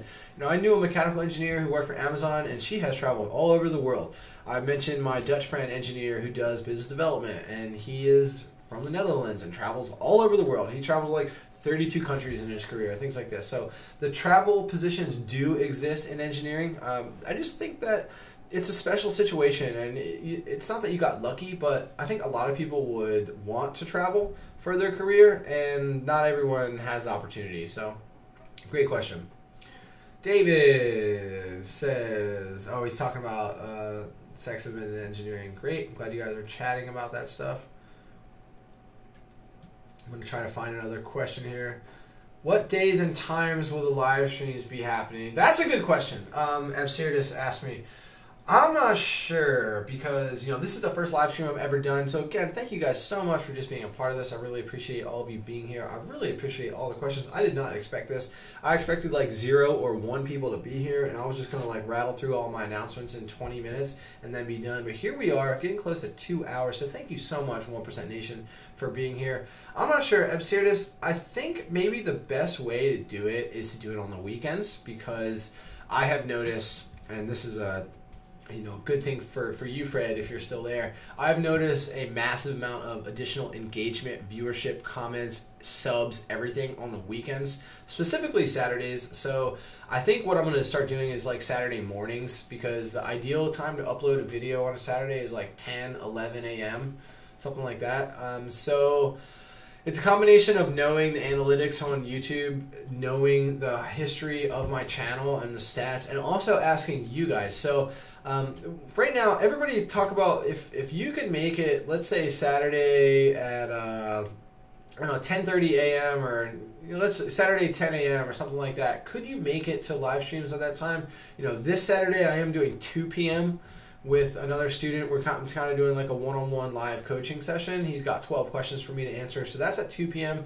But I know the morning time, the morning period on Saturdays is the best time to upload. So I think about doing a live stream then, but I'm not sure. I'm gonna have to figure that out. It's gonna be kind of like a testing thing. But you're right, it should be the same day, the same time each week that I go live. So that's exactly what that would be. If you guys are just joining in, what's up? We're answering engineering student success questions and career questions here on the 1% Engineer Show, the first ever live stream. So I'm only going to be streaming here for a couple more minutes, so go ahead and get your questions out there so I can help you out and help you rise to the top 1% of your career. What do we got here? A few more questions.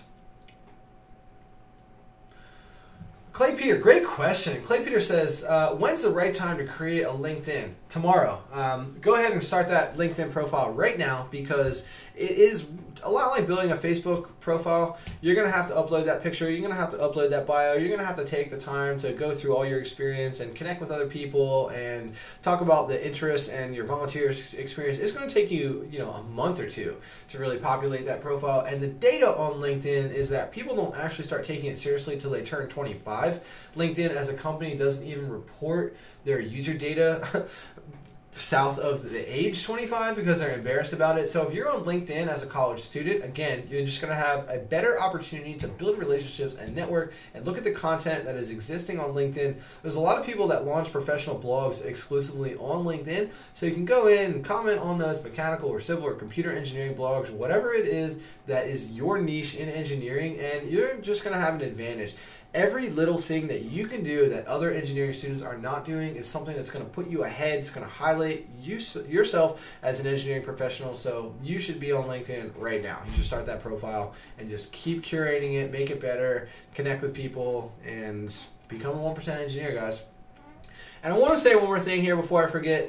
I've talked about this coaching session with Hamza that's coming up this Saturday, September 9th, 2 p.m. Eastern. He is the only blog writer I have for 1% Nation. He does a piece called Biomedical Mondays. It's a blog post that he does every Monday about biomedical engineering professionals, technology, career things, and I need more help with this type of content curation. So if you're interested in helping out with 1% Engineer and helping me with blog stuff or helping me with video ideas or maybe even doing videos of your own or doing illustrations about something. I mean, there's all types of different mediums, all types of different content creation opportunities, but I need help. If you like to make videos or you think you might want to help with videos, anything at all, I'm looking for support. So let me know, not just in these comments, but send me that email to hello@JakeVorhees or comment on any other YouTube video, guys, because I'm looking to build this team, and this is something that you can put on your resume. This is something where I can get you on the website. This is something you can put on your LinkedIn. So reach out to me if you want to get a little bit more involved, if you want to get interested in content creation, whether that's writing or drawing or video or whatever. I need help. I need more support. So reach out to me, guys. But I'm going to answer a couple more questions here and then cut this stream because we are now at 2 hours. So thank you again so much, 1% Nation, for being a part of this. What do we got here? My view, okay, so David has a question, says, my view, this person don't care about gender and race. Great. Looking for some more questions here. So you guys are talking a lot about gender and race. That's really good. Ooh, Francis. What's up, man? Thanks for the comment. What's up, Corey? How you doing, man? Really, really glad that you're stopping by here. Francis, I'm going to get to your question. How did I adjust to engineering as a freshman? Honestly, the engineering curriculum, and Fred and I connected on this when we went live. Fred from AF, Math and Engineering.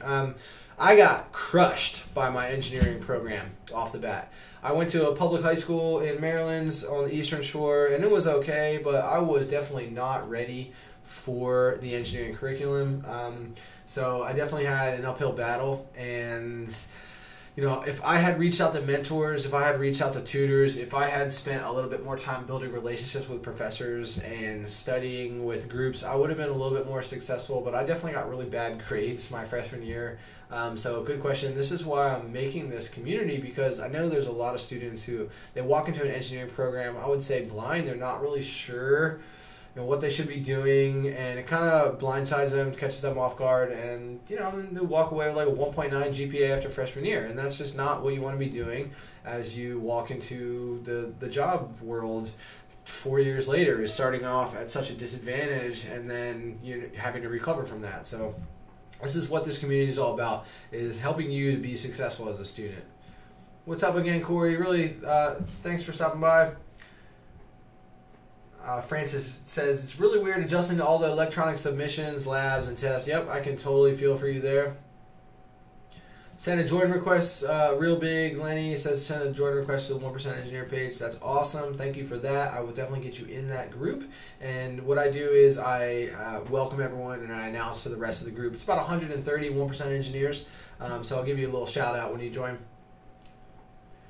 Oh, great question, Fred. We'll talk about this online or offline. I don't really know. But I don't want to send the wrong impression to 1% Nation by slapping ads on videos yet or talking about paid coaching or anything like that, because you know, I will most likely have to go that route, because there will become a point where there's so many people who are asking for one-on-one video chats, and you know, all like the emails right now and the Facebook messages right now, so many questions, it's really hard to keep up already.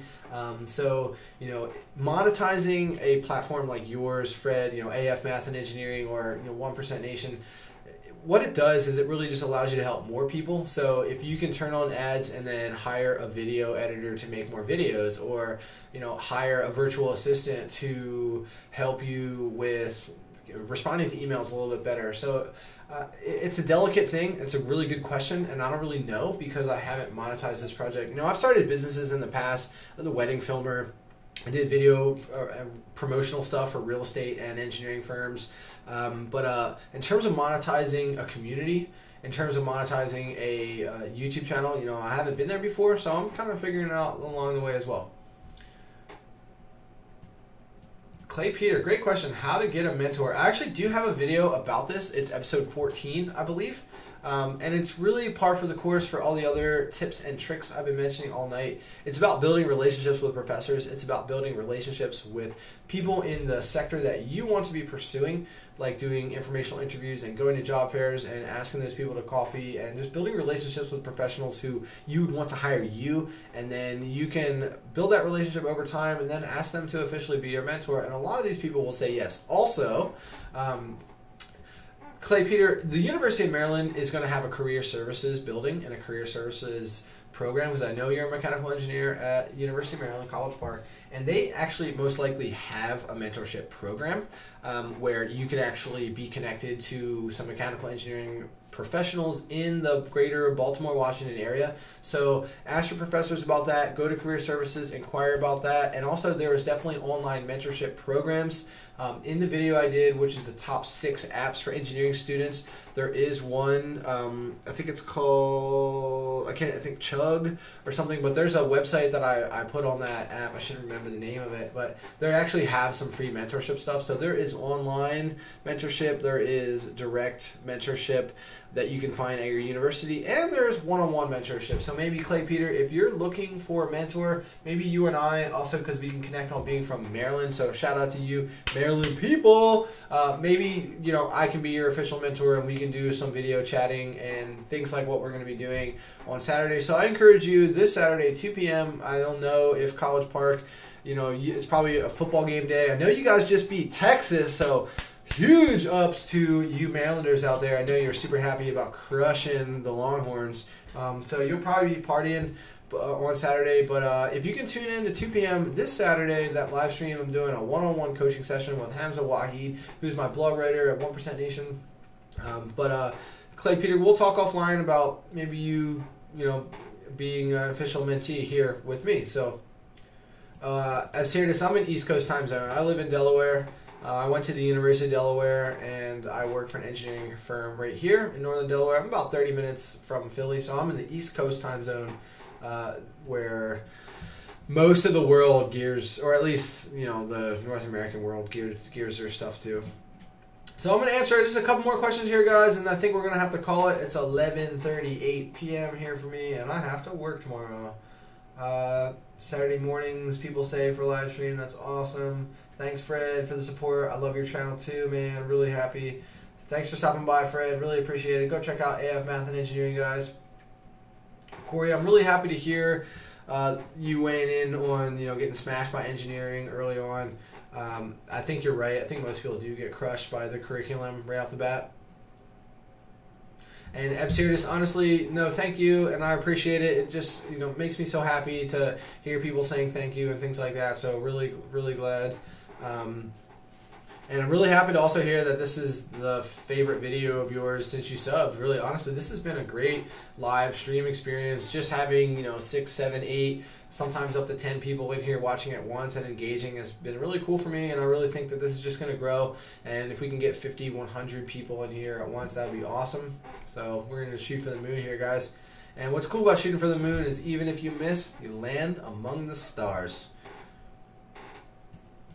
So what do we got here? Big Lenny says, Hasn't started an engineering program yet, just doing gen engineering right now, getting pretty good, 3.7, that's great. Keep that good GPA going, because if you can land at 3.7 every semester, you're going to be on dean's lists, and you're going to be able to graduate with like a 3.5 or over. And what that 3.5 allows you to do is easily get into grad school. It allows you to very proudly and honestly put your GPA on your resume. So that's a really good situation. Good tip, Corey, with the consistent study schedule. Really happy to see that. Flarecracker, I'm not sure if you're still in this. Thanks for stopping by. Thanks for the comment. What is the hardest math class I took in college? Calc 2 without question. I had to retake that class, which was crappy, but it messed me up for sure.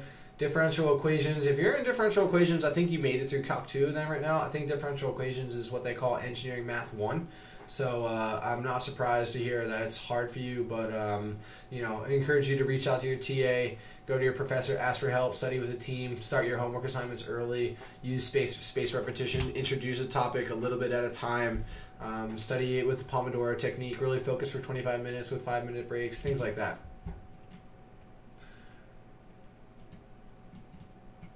I'm reading some more comments here, guys, and then we're probably going to say goodnight. So thanks again, everyone who joined in here. Really appreciate it. If you haven't friended me on Facebook yet, here it is. Go ahead and do that. Here's the link in the chat. What's up? What's up, Flarecracker? Where are you from? What kind of engineer are you? And, you know, mention that to us so we can figure out how to help you in the future, even if I can't answer some of your questions here. And Clay Peter, yo, thanks for watching. Thanks for binge watching all the videos. Really, really happy to hear you say that, and I would love to be your mentor. So, you know, friend me on Facebook, get you in the group. We can do, you know, I email so many engineers, honestly, like hundreds of engineers already I'm exchanging one-on-one emails with.